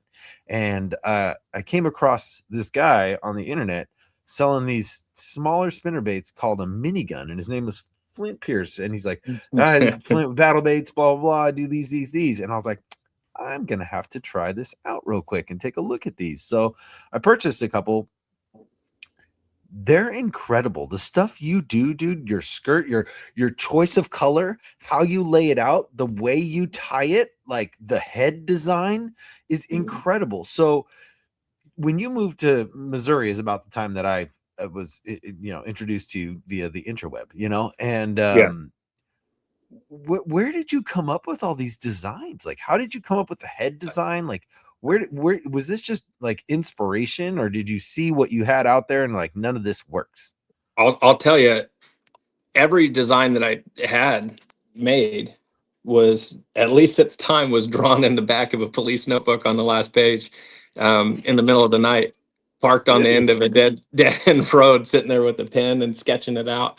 Um, it wasn't. It's interesting. I mean, it's like building a house or building anything else, right? You see certain things and you go, why'd they do it that way? Or um, if I would have done it, I would have done it a little bit different. And fortunately, I got a little bit. The mold makers hate me, because I really try and go over the top on certain stuff. But at the same time, I'm like, if I'm going to do it, I want to do it right. And the same way with the skirting material. I mean, it's no different to tie a skirt that's solid black than it is to tie one with 7 different colors and layered correctly and all this other stuff. So there is a lot of different ways in the industry that people assemble, especially on the larger scale, that really prevents them from doing anything that's like super out of the box, because there's only certain, when you dive into the actual physical construction of stuff, there's only, you can either do it right or you can do it fast. And it's, and I'm not saying that there's a lot of good companies, and I'm not the dude at all that is going to bash anybody, at all. They have their own. I've been told so many times that if you don't start banning your skirts, you're never going to grow. If you don't start, using automotive paint and spraying 400 baits at a time, then you're never going to grow. But it was even when I started doing it full time, it was like, man, I built my customer base, I built my brand doing things a certain way. I can't then take it on full time, look at the end profit and say, okay, well, if I'm going to scale, if I'm going to do this, if I'm going to entertain retail, then I need to dumb it down and start using this stuff. And, it's not, it's a super tricky, building baits is a super tricky thing, and selling is super tricky. They does a white spinner bait work as well as a multi-layered skirt with different colored heads, and maybe I don't know, and I'm not a fish, but at the same time, when I pick up something and I go to throw it and I have confidence in it, then I'm going to fish it a little bit better. I'm going to fish it feeling like I'm going to catch a fish, and typically results in confidence and being successful doing it. So, it's kind of interesting. I've got, now that I'm fully in the industry and I've been in it for a little bit, I've had the opportunity to meet some of these bigger companies and owners and everything else. And you hear like that it's a phrase and it drives me nuts, but like, oh, well, you do that for, we design them to catch fish, not fishermen. And it's like, it's a phrase that just makes my skin curl, because it's like, man, what a cop out for not doing things the way that you need to do them. Yes. Okay. I mean, it's weird, but the same way that my dad's building the shop and is doing everything correct, it's just like, my mind won't allow me to dumb down the process to put out more baits. And I know that could be to my detriment down the road, or my scalability. But just like I think that, this opportunity and business was presented to me, I think that if I stay on track, I think that the right things are going to happen down the road, and the right assistants or helpers or whoever will come into my life, and we'll be able to ramp up over time for sure. Oh yeah, dude, for sure. No. So there's a lot of fear, at least for me, when I started my own business. Like, there's a lot of fear at night It's not when I'm working. It's I have the confidence, like it's do the next thing, do the next thing, do the next thing. I know this is going to be good. I know this is going to be good. And then at night, like, what was it like for the first few years? Like, because like you said, you've been in business 5 years now, and that's usually the mark where the people hit 5 years, they either sink or they grow, you know. So for those first couple of years, like what was that like with the how was the conversation going with the old lady and stuff? Like, hey, I don't know, like as crazy as it is, I I don't know if this probably goes against every business person, that we really didn't talk about it. really? And it is, as it was just like, I didn't want, just like you said, man, the stuff that keeps you up at night, the stuff that there's so much behind the scenes that you have to figure out and deal with. And um, it's, I saw a funny meme the other day that said, you know, my the people that work at the bank think that I work for the cartel one week and then I need food stamps the next. It's it it's like it's such a roller coaster. Oh yeah. It really is. And you have to,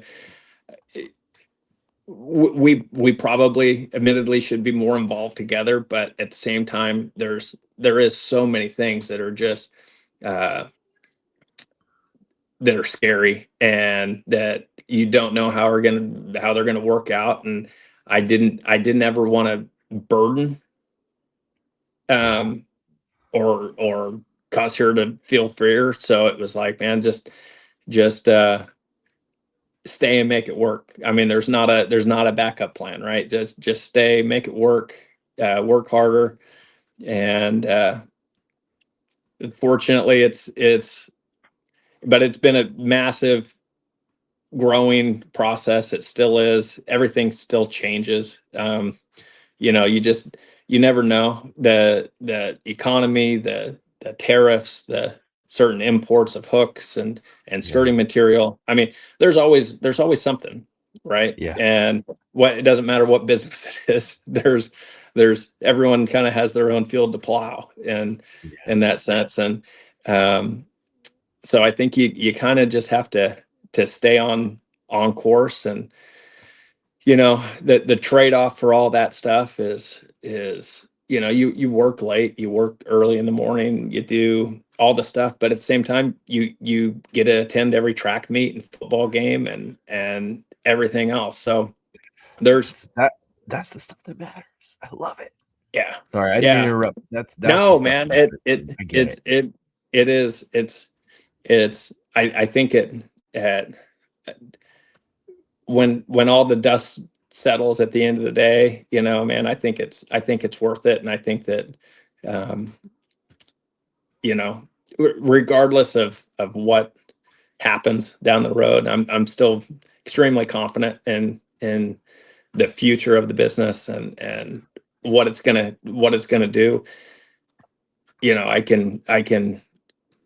I'm pretty happy, because I know it's a pretty short window when your kids are little, and you have the opportunity to spend those times, and so I'm going to embrace them for the time that they're here. Yeah, absolutely. I love it. And little behind the curtain, like I call Flynt probably way too much. This poor guy. If you guys know me, Not I'm a enough, phone buddy. caller Not guy. enough. And every time I'm calling him or sending him a text, he's like, "Oh, I'm at a football game right now," or, "Oh, I'm doing this. I'm at a track meet," or, "Oh," like he's always doing stuff with his kids. Like I love it, dude. Like I'm like, don't even call me back. Like it's cool. Just I'll call you another time. Trust me, it's fine. Like I'm not tripping. Like I'll call you back. I'm like, don't sweat it. Ever. Like it's cool. I appreciate it, and dude, because I respect that. I love that about you. Like that is one of the things that, like, when you and me started talking, like you actually received a phone call from me and I got to know you a little bit more. That was like the magnetic connection for me, like who you are as a dad and a human, like a man. Like you are there for your wife, you are there for your kids, you are out there, and then you do your stuff and your work on your time, which is beautiful. Yeah. I love it. It's something it gives me inspiration to do that for myself, which I love, dude. So thank you for Wow. just putting the most important things first. So, Yeah, I appreciate it. yeah, I appreciate it, and they're worth it, dude. As you know, being a dad, they're totally worth it, and there's no way that those opportunities that you let slip so that you can spend more time with your kids aren't going to be available later on. So if it's it I'm very confident that we're doing the right thing at the time. Yeah, absolutely. So, okay, so where are you at today? You got the shop kicking off. We all got to see a sneak preview of the shop. I'm gonna say sneak preview because most people are gonna listen. They're not gonna watch the episode, but it's there at the hour 29 mark. Where are we getting ready to move? What's the growth? What are we looking at here? We're getting ready to move. I'm thinking the anticipated move in. My goal is June 1st is to be in there by June 1st. So we got about 1 week left of puttying nail holes and applying clear coat and baseboards and all that stuff. And then we're going to start moving stuff over. So it's one of the things that I'm probably going to take a little bit of time on. My folks have been out here for a month now, so they're going to have to head back to California probably at the end of next week. And so I'd like to get like my heavy machinery over there and start to get set up, but there's so much, the business has kind of consumed the house. So like our entire guest room inside the house is nothing but silicone storage, and it's wild. So I think what I'm going to try and do is slowly, after I get like the essentials brought over there, is I'm going to start trying to build shelving units build benches, build. Now the hard part that scares me is my building efficiency, and I just feel like I'm going to be rolling a turd into a really, really nice, awesome shop. So it's definitely going to make me raise my game on how I'm finishing it out. But it's going to be amazing, man. I'm super excited for it. And if I if I kind of just over the next month, one thing after another, get the office moved over, get the computers and the printers and the packaging shipping areas set up, and then the next week move kind of like all the whole blading area to put. That's the hardest part about being where I'm at currently is I've outgrown this to the point where I do all my tying on one side of the shop, my garage, and I have a big partition wall that I built in here with benches, and it's like if I'm tying or painting, I have to put all my pouring stuff away.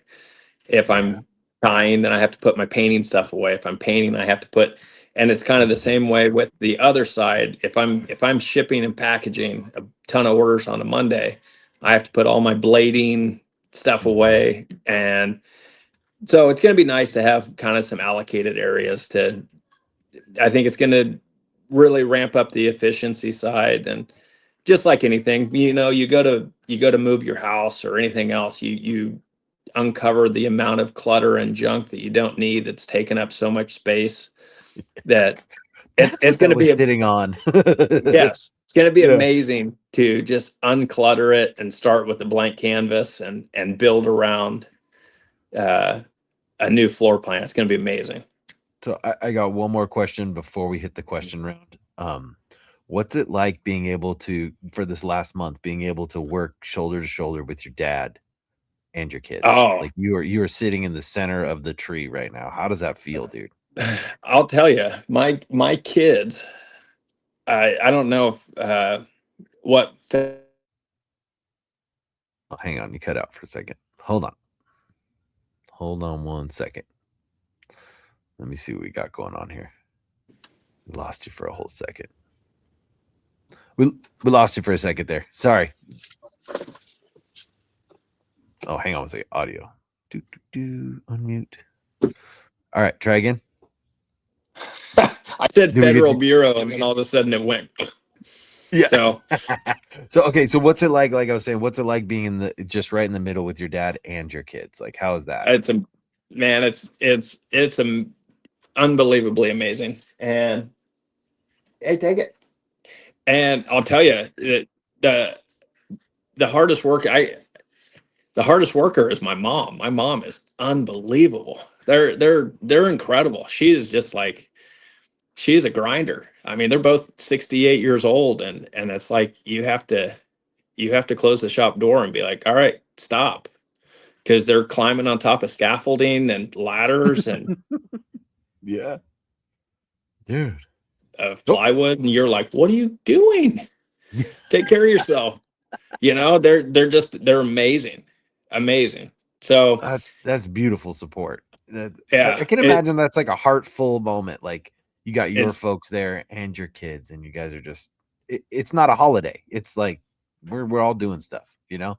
it's busy, super Yeah. super busy, and in a great way. And yeah, I mean, I definitely the meticulous gene um, didn't fall too far from the tree. I mean, they're incredible. There's just not it'd be hard pressed to find an area for an ant to get into that building when it's all sealed up. It's just and it's a steel building, which is just amazing that it's been able to do that with existing bones and not building it from the ground up. So a lot of heartache and trying to plumb stuff out and sure Oh things yeah. up the way that they need to be. So Mhm. there's been some frustration, I think, dealing with the existing sticks, for lack of better terms, with that steel, trying Oh to yeah. figure out how to get it the way that it needs to. But my kids, man, my kids are incredible workers. They're like they're really this is I shouldn't say it out loud because it scares me, but they're they're like holding the fort down on what is getting done. And um one of the twins is a tire, and he ties tons of baits, and it's amazing. I mean, I've they've been tying now for probably a year and a half, and you know, no one can tell that it's not me. Um, Awesome. and the other twin is he puts all the blades on everything, and I mean, he can sit and do blades for 3 hours straight on spinner baits where there's six tiny little beads and components and spacers and clevises and blades that need to be a certain way, and if they're not that way they won't spin, and he doesn't mess up any of them. I mean, and he's 11.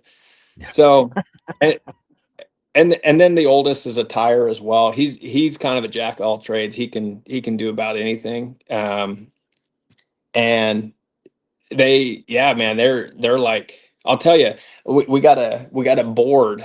I have a whiteboard in here, and that's kind of like their little uh, Competition. yeah, and it's their time card. So they come out, and they used to work hourly, and now the two tires, I pay them for each one that they've tied, and they would normally want to get paid every time they would hit 100, but now they've turned it into the bank of dad. So currently, one of them has 1,055 baits that he's tied. Another one has 45 just because he just got paid out. And another one has bladed for 13 hours. Oh So, my gosh. man, they're like, I'm telling you, You're instilling like core values for these kids. That is amazing. so it's pretty fun. So I kind of make sure that I have all the skirts and the heads lined up at the end of the day. So when they get home from school, we can come out here, and uh, we kick on some music, and they drink a Gatorade, and they get to Yeah. hang out, and they'll tie 25 to 50 baits, and then we go play basketball. and they add them to the board. And I'm concerned when they're going to call the payment. I'll have to. Oh yeah. It's getting expensive real quick. That's so awesome, dude. And hey, man, what a beautiful experience. You get to work with your dad, and your kids get a month of grandparent time, and your parents get a month of grandkid time. Like that is, I love sitting back and watching those relationships. You know, just as a father, I'm like, well, you were a lot meaner to me, but I'm not going to talk about that right now because look at these two. Like that's the cutest thing I've ever seen. I love it. You know, it's that's such an incredible experience, man. You are living a blessed existence right now. I love it, dude. That's incredible. So, okay, we're going to jump into it. It's the question round time. These are not shotgun questions. They're not one-word answers. They're just questions. Yep. Crack the neck. Pop a new I know. Gosh darn it. Zinni banger. You left him in the shop. I brought him out. I'll throw one in. What's up, buddy? All right. Can I give this to Ezra? It's his cartridge. Sure. I don't know if he's home.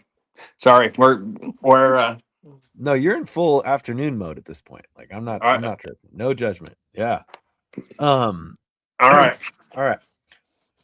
So the first couple questions are about fishing. Who's your favorite angler and why? Gosh darn it. Doesn't have to be famous. You know what I'm saying? Just who's your favorite angler? Okay. I'm going to go with my uncle. And here is why. So he's like I said earlier in the broadcast, he's from the Midwest, from Kansas. I didn't get to be around them growing up at all. And so I heard, and this is pre-FaceTime and all the other stuff, right? So but he had a good relationship with my dad. We would talk on the phone growing up, and he would always, dang it, see, I would say my dad for getting me out fishing, but we're talking bass fishing. We're talking bass anglers. Talking fishing. I know. I'll go with him because, you know, from a super young age, I heard stories of him like traveling around, going to fish tournaments, going to do stuff. And he used to send me like the Bass Pro catalog when we lived in Northern California. And, you know, I would circle stuff, and we had like zero bass fishing where I was at. And he would send me plastic worms and just different stuff that it was so far outside of my wheelhouse. And I always just thought, man, how cool would it be to be able to compete fishing? Like it was such a foreign thing, but like growing up with an athletic background. I'm super competitive. I love competing in everything that I do. And I always just thought, man, how cool would it be to be able to go out and fish against a bunch of other people? Like it was so foreign. I'd never, you know, and in that area, there's just no bass fishing. Like there's zero bass boats. It's nothing. It's your mountain bass live in ugly places for the most part. So it was what's been cool about moving here to Branson. He now lives in Branson. His two sons are grown adults. They're both in their 50s. One of them is a full-time guide on Table Rock and Taneycomo. The other one is a teacher, and he guides during the summer as well. He had won last year the Missouri State BASS. Really? Whoa. Yeah. And his son the year before won the co-angler BASS for the state. Oh, and the regional. Sorry, the regional. Oh wow. So they've both fished national and so it's a whole. You know, I've had the opportunity to get out here and meet and fish with a bunch of my cousins, my uncle that I just didn't know growing up. But he was, to me, growing up, man, he was like, I would watch the Bill Dance and the Hank Parker and the Jimmy Houston and all the legends, right? Mm-hmm. And just in my young mind, I was like, man, that's him. He's fishing with these guys. Yeah. And so it kind of just manifested this belief that that's what he was doing, and he was doing it. He was traveling around, fishing tournaments from a really young age. Obviously, got his kids super involved in fishing, and so it's been super cool for the last 5 years. He lives here now. The two cousins live here that fish. We have the opportunity to fish together pretty frequently, and it's yet another blessing that is in disguise of moving here. Did you ever return the favor, like mail him some baits? Like, hey, go check these ones out. Like some that you made. Oh, yes. Dude. Oh, that's awesome. Absolutely. We we we try very, very hard to I try and keep them stocked up, but at the same time, they're both, all of them are like, oh, just sell them. And I'm like, dude, you can't understand how upset it makes me when you send me a picture of a fish and there's something that's hanging out of its mouth that is not battle baits. Yeah. Like, what are you doing?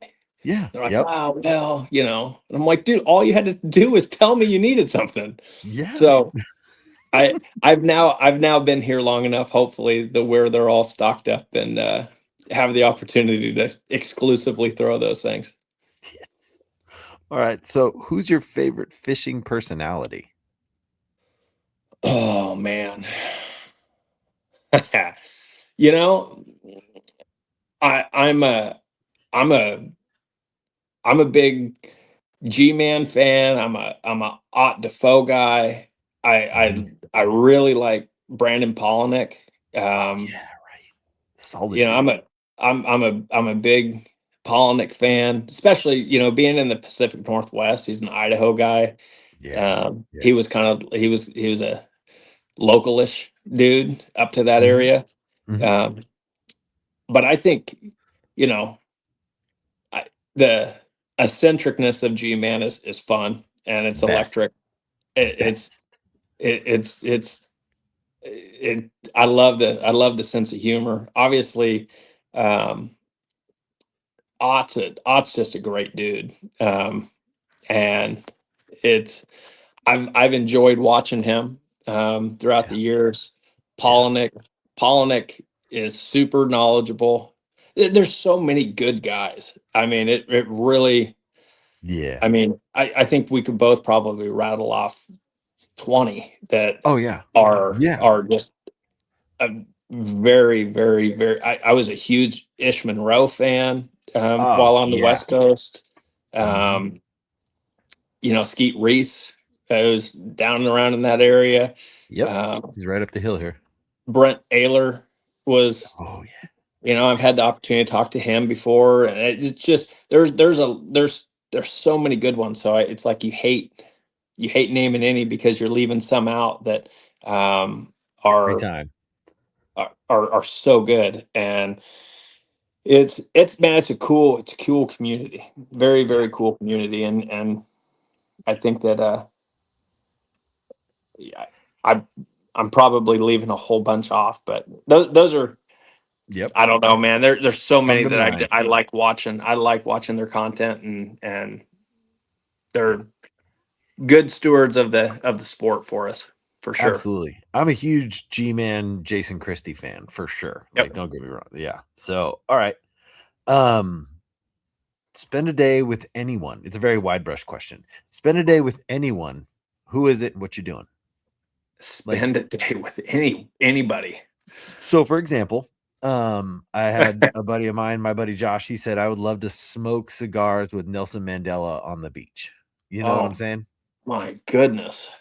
Because time is not relevant here. You could I chose Time is Jesus not just because I have relevant. a lot of questions. I'm I a know, question. I know. I won't steal that one from you. No. Um, I what I would do is I would spend a day on my grandparents' farm working with them, and riding around on tractors and farming Milo in Kansas. It's amazing. And Yeah. Yeah. that's there. That would have been amazing. So I had phenomenal relationships with both of them growing up, and my grandma passed away. My grandpa passed away about 13 years ago, Mhm. but I mean, they were just, you talk about like foundational people that set up the the morals and way of life for their future generations. They're just hardworking, Dust Bowl 20s depression kids that were amazing. I mean, up until the day that they passed away, and um, I had the opportunity, maybe I guess it's been probably 2 years ago, to go spread their ashes out on their farm and till it into the ground with my dad, with my uncle, cousins, and I still have that farm. And so I'd want to go ride around on a tractor with them. Beautiful. I love that. Yeah, dude. All right. So, what's your biggest fear? There are a lot of questions like this. Gosh, man, bro, you should have hit me with these earlier. Sorry. Yeah. You know, gosh, biggest fear. For me, like surface value, I don't like small spaces and spiders. That's why my HVAC career didn't kick off. But really, what it is something happening to like my children that I'm not there to be able to protect them. Yeah.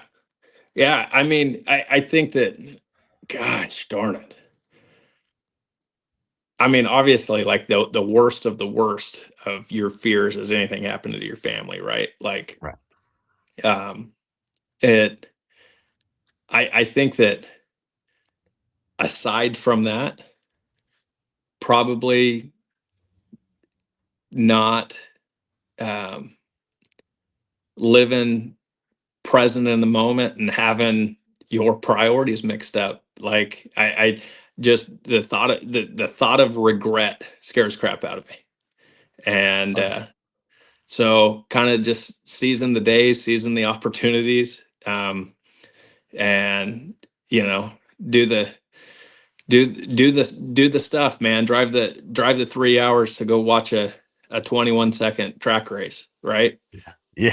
And Yeah. Yeah. to be there for your kid when he crosses the line, and give him a hug, and the rest of the stuff will work out. But I don't want to get old and regret missing those opportunities. So Yeah. Yeah. I love it. That's a beautiful answer. It's an amazing answer. Like, I haven't heard that one yet, which I'm 100% here for. I love it. So, okay, we all have character defects, right? Yep. We all have defects of character. So, how do you, if you could imagine, if you will, if you have a defective character, how can you turn that character defect into a character asset? Like, what can you Ooh. take something that is struggle for you and turn it into something that's productive for you? Oh my gosh, man. I'll tell you, I have my largest defect. I am incredibly uh, obsessive or addictive. I have a super addictive personality. So whether it's Zen or um, drinking a beer or anything else, it's like if I have one, I want to have one for the next 4 weeks every night, and not just one. Yeah. Right. So Yeah. for me, it's learning, first off, don't have one. Yes. And because one is not one. But Yeah. at the same time, the same obsessiveness drive can be utilized and directed into working hard and being obsessive about productive things, because it's I think just my mentality. I'm very I have a very addictive personality, and so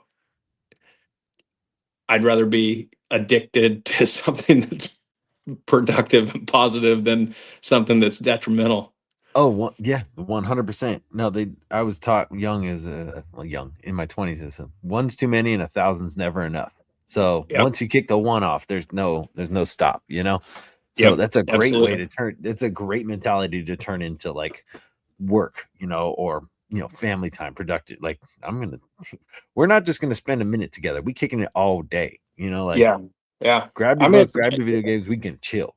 it's the same way with me fishing. Like, I mean, I work and I do all this stuff, and it's like if I go out and I fish, all of a sudden I'm like, wait a minute, I've now fished the last 10 days and I've done nothing productive just because I'm I'm so obsessed with it. Dude, I So love it. Yep. it obviously can be good and it can be Oh yeah. detrimental too. So keeping that in check, but directing the energy in a good way is beneficial. Dude, I love it. All right. So, have you ever been broke? It's you've kind of answered this already, but have you ever been broke because of fishing? Like, I either get tacos or Senkos. What am I going to do with my last Oh, $5? not because of Yeah, fishing. yeah, yeah, yep, Not, yep. I mean, not because of fishing. I've been Okay, broke, yeah. Okay. but Hey, same. yeah, I mean, but not because of fishing, Yep. because of all Yeah. the other stuff we just discussed, probably. Yeah. Yep. All right. I get it. I get it. All right. What's your biggest struggle in life right now? uh, Probably time management. Um, would probably be the I think that my biggest struggle is I'll wear myself down. I just I put too much stuff on the plate, and there's always something that is um there's always something's coming up, right? I mean, there's always you plan something out, and then the kid gets sick, and you got to go pick up the kid from school, or this happens, and so it's like my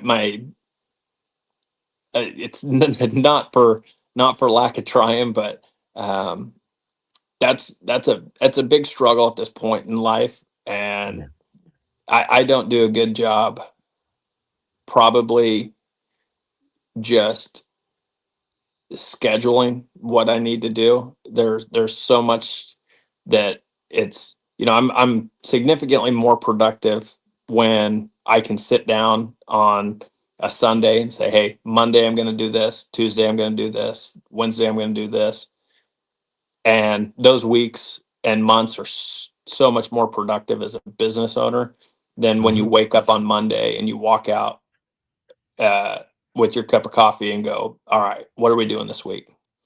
So that's that's something that I still battle with, and I try and be cognizant of. But when I can game plan, I'm pretty efficient. Yeah. But Yeah. there's can't always game plan either. Dude, I get it. I get it 100%. I I think that just time management is a struggle in any man with children in a business's life. That's awesome. Yeah, I can relate. All right.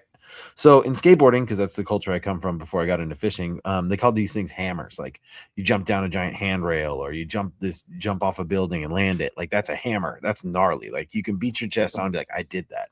So what's your life hammer, dude? What's your major life accomplishment that you can be like, I to this day, not down the line because we haven't got there yet, but like what can you beat your chest on and have a healthy sense of pride about? Like I did this.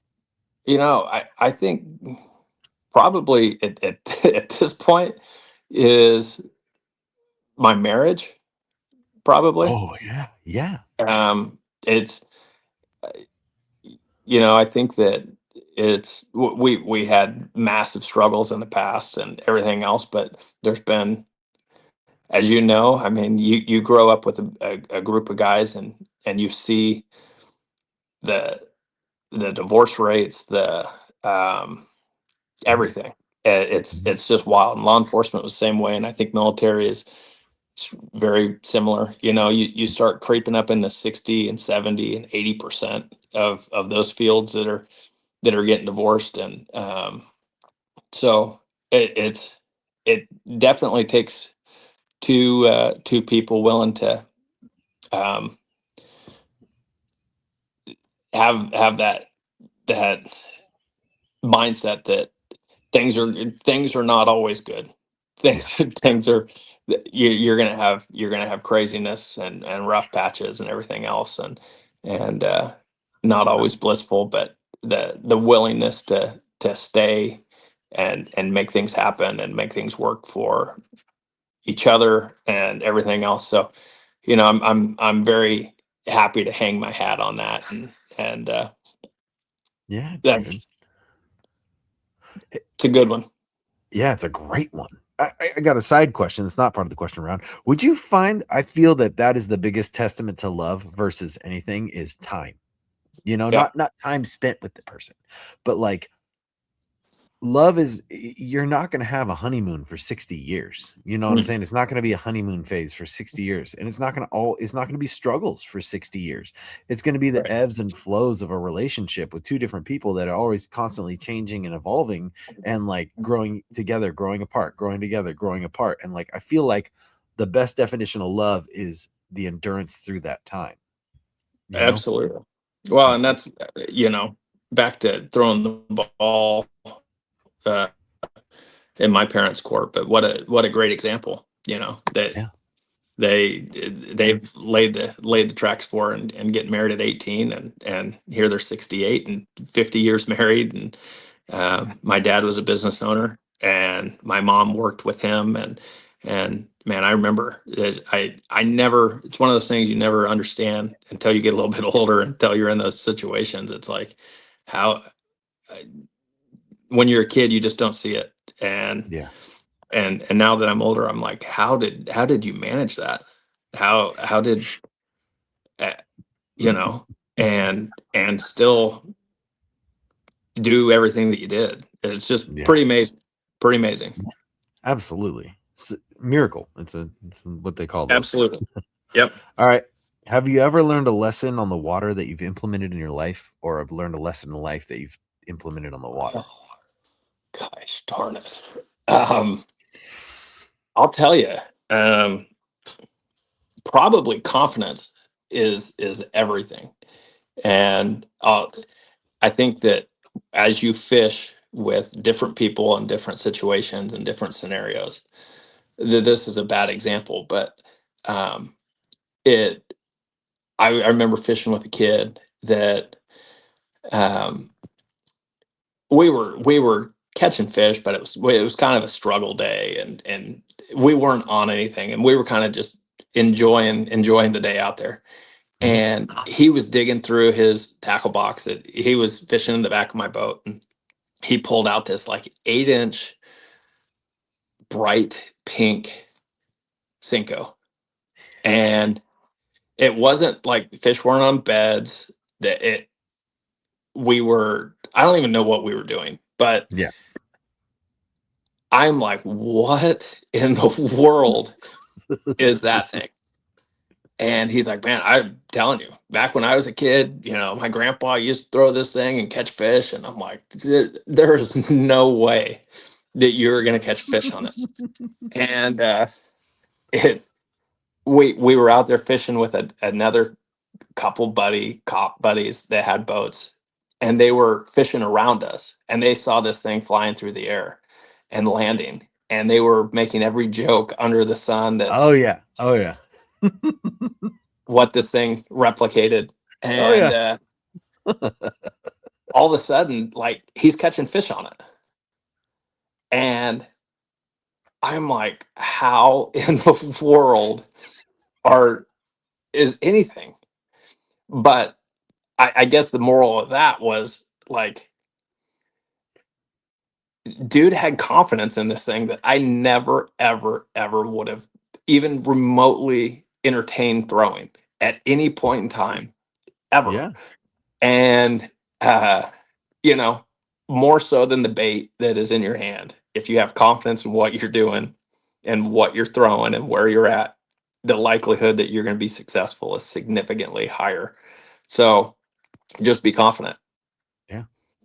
Dude, I love it. And fishing is such a failure to success rate like scale that is so uneven. So to like use confidence to kind of level that scale off is a great lesson. I love it.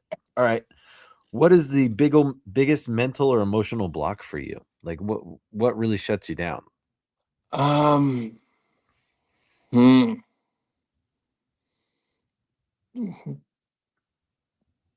Gosh,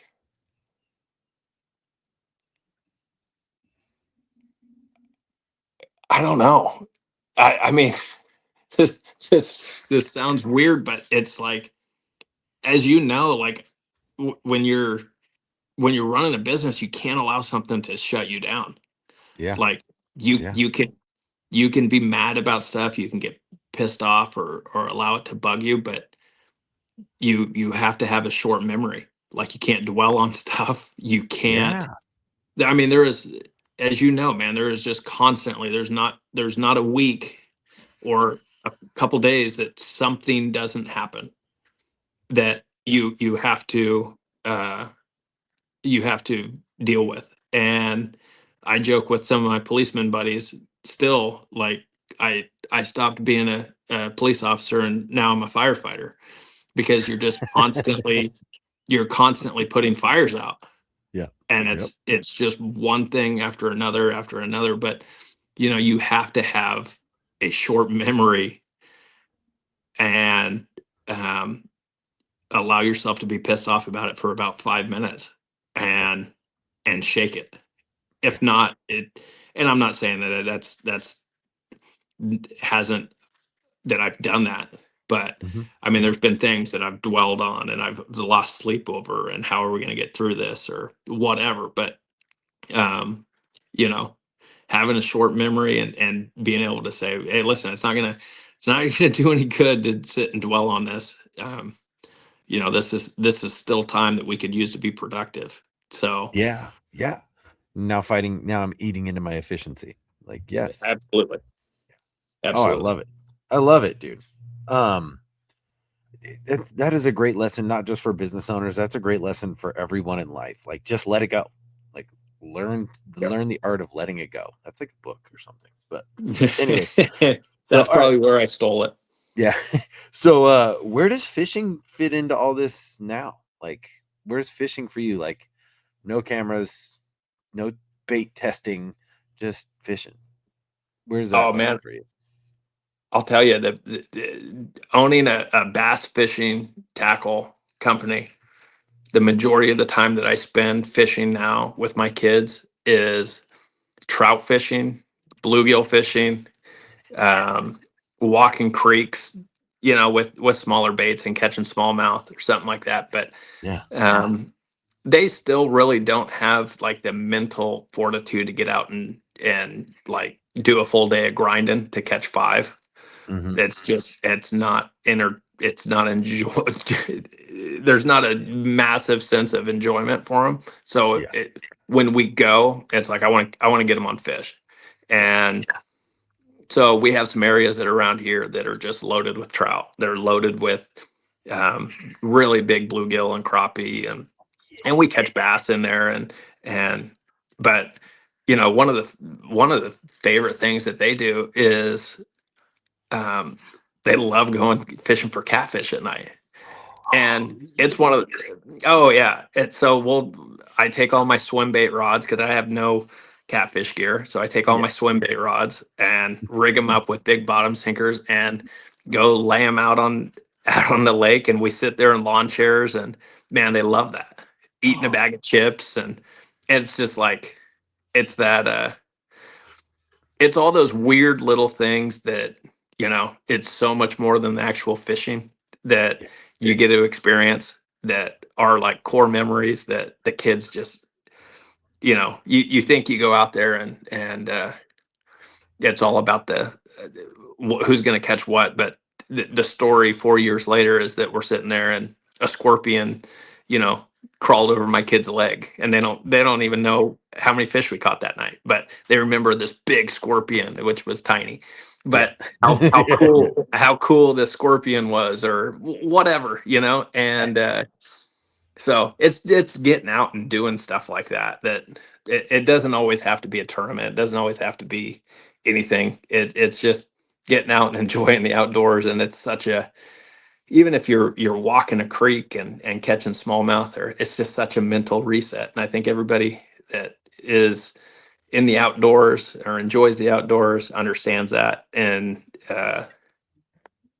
that's it's a pretty powerful place, man. Yeah.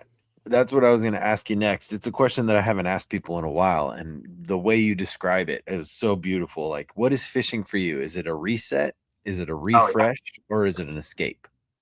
Oh, it's a refresh reset. Definitely not an escape. Yeah. No, because 90% of the time I get out there and it's like, even if I'm fishing a club tournament or whatever else, I'm like, man, I've got this to do when I get home. I've promised I'm getting these packages out, and I got this order that's coming up or whatever. And it's like I still struggle with that, just turning everything off. So but every time I go fish, you get back and you're like, man, you feel better. It's a whole different deal. I love it. That's awesome. So, all right, tell us one thing that no one knows about you, but like a window into who you are. Oh, gosh, darn it, man! You're fired. You could have fired these questions at me last night, so I could have prepped. Window into who I am.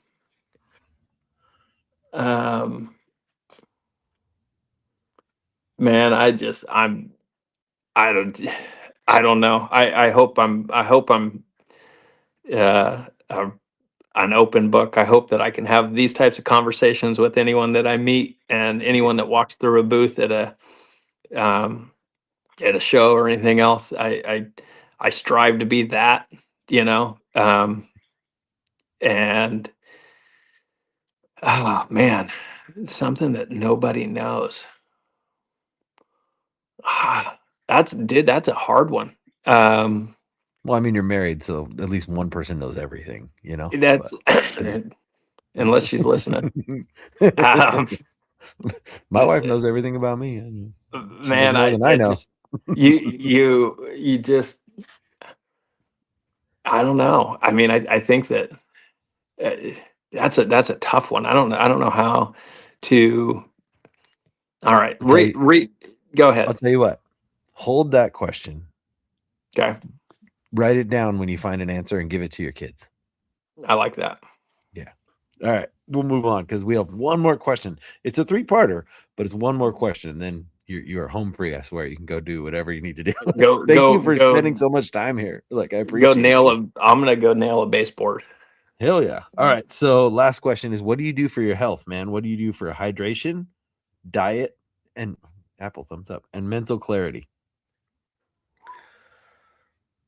I have, the good part is my twins are incredibly hard-headed and persistent, Yes. probably like me. And there is not a single day that they come home that we don't play football or basketball in the driveway or the front yard. And amazingly, it keeps me in phenomenal shape doing that stuff with them. And it's, whether it's 30 minutes or an hour of doing that. I'm not nearly as active as far as like working out and doing the stuff that I used to do when I was, on a SWAT team and needed to maintain a certain standard. Yeah. But at the same time, man, they're so active and they just love being outside. And it's like we're constantly running or hiking or doing something. And it's it's really really good. So I coach their basketball team. Um I coach two football teams, um, which is you wouldn't think so, just because there's some very overweight football coaches that are out there, but uh, it's physically exhausting running around with kids, and it does very good for my health and keeping me in shape, doing all that type of stuff with them. As far as hydration, I don't do it nearly well enough. I try, but like I said earlier, my oldest brother, he's like an ultra marathon guy in the Coast Guard, and he sends me like all these salt packet drinks and all this Yeah, stuff that baby. Yep. that I try and choke my way through, and so that keeps me from cramping up when I lay down in bed in the middle of the night. There you go. Um, but yeah, Also, man, I'm fortunate that the kids are so active. They're we started this at about 7:10 this morning, and they're like when I was out there and I walked out there, they were already shooting hoops in the front yard and yelling through they saw me FaceTiming with you, and they were going, "Dad, as soon as you're done, we're playing basketball." I'm like, all right. So, I need so some food, kiddo. Yeah. yes. That's awesome. That's awesome. So, what do you do for your diet? Gosh, man, I man, you're killing me. I try. I like We have fast food. chickens. I like I burritos. can't do fast food. My wife is a phenomenal cook, Oh, so awesome. she she takes care of me. There's always there's always a big giant plate of leftovers that I kill throughout the day. But Love it. we have chickens, so we get tons of eggs. I love eating eggs. Yes. Man, I try, but you know how it is. Like I do. you get busy and you get running, and occasionally you're 3-4 hours from home, and you have to stop by fast food, and then you pay for it for the next 2 days. Yep. So I get it. it's Yeah. it's but it's definitely something that you become more cognizant of as time goes on, and you get because you want to be there for your kiddos and you want to be healthy, and you hit a certain age or point in your life or whatever. And when you're in your 20s or teens or even early 30s, sometimes you can eat whatever you want and you Yeah. feel fine. Yep. And you start getting a little bit older and some grays hairs, you all of a sudden you eat junk and it just wipes you out. It's amazing. Yes. You feel like you melt from the inside out. It's like, Yeah. okay, yeah, I think I'm going to sit here on the couch now because I can't get up. Yeah. I'm So stuck here. although I do struggle, I try and be cognizant of eating well. Hell yeah. And then what do you do for your mental clarity? Oh Like man. what does Flynt do for a brain break to like Oh man. reset? Fish. 100%. I Okay. it and as weird as this is, like I have a really good little spot that is very close to the post office. So when I go load up a tote full of orders and I head to the post office, I haven't done it in about a month just because my folks have been here and I've wanted to come back and help. But I mean, there's times that are 2-3 times a week that I'm just like stressed, and I can walk down there and I can chuck a spinnerbait or a jig and I catch one or two fish, and I'm like, Yes. it's Yep. it's it's pretty awesome. Yeah, absolutely. Absolutely. Dude, I love it. My buddy Josh Chitwood from Dark Horse Tackle, he calls them gimme spots. You can go Yep. and you just gimme one, gimme two. Just give me Yep. that brain, just that flush. I love it. Yep. All right, dude. That was the final question. So let everybody know where they can find you and get a hold of you. Because if anybody have questions, business or life, otherwise, like people like to contact some of the guests. So Yeah, man, absolutely. We're kind of on every platform, not on YouTube, but TikTok, Instagram, Facebook, also our website, battlebaits.com. But reach out. I'd love to chat, help, mentor, direct, um, whatever I possibly can. I mean, there's a it's a pretty awesome sense of community in the bass fishing world, regardless of what's portrayed sometimes on social media. And there's all in all, there's a lot of good dudes that are out there that are willing to help. And there's especially, I mean, the I've got a deep love for the law enforcement community and the military community. So it's a it's a we all have those demons and battles and things that you go through and you don't necessarily want to talk about to everybody.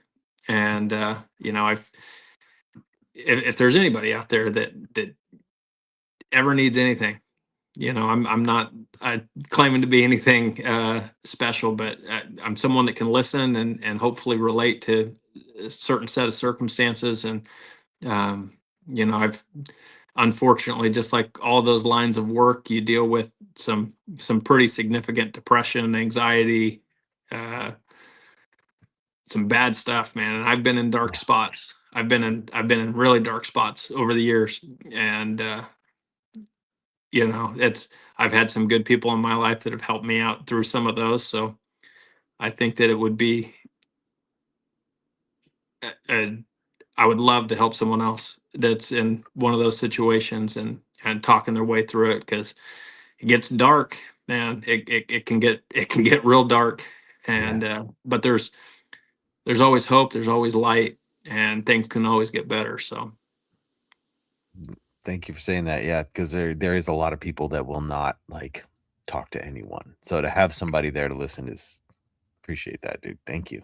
So yeah, and that's kind of the crazy part about like the law enforcement side too, was that I was trying to lean into when I was talking to people, because like you say, no one calls 911 on a good day, yeah, right? yeah, It's always the worst day of their life typically. yeah, And sometimes it's kind of nice to spitball some of that stuff off of somebody that has no skin in the game of what you're going through. yeah. That it's not going to judge you. It's not going to. It's nice to have someone that is unbiased and can listen to what you're going through and hopefully relate. So Yeah, man. Thank you. All yeah, right, bro. everybody. This was Flynt Pierce from Battle Baits. Dude, thank you for coming on the show. Oh man, thank you.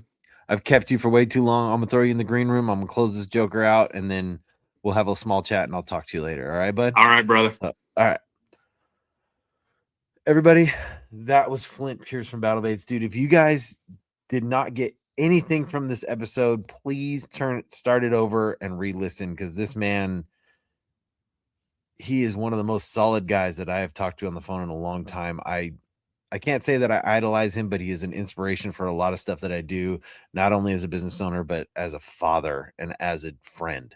Like, Flynt is one of the best dudes to talk to on the phone. So feel free, reach out, connect with him if you ever, and all you officers and anybody in the law enforcement that's going through some stuff, he is a great shoulder to lean on. Please do so. And with that, I'm going to leave your Monday with a little positive note. I'm waffle place. And there's no one place. And there's no babies. For a few days. There's them banana trees. There's some trees. Go my dada. Have a wonderful week, everybody.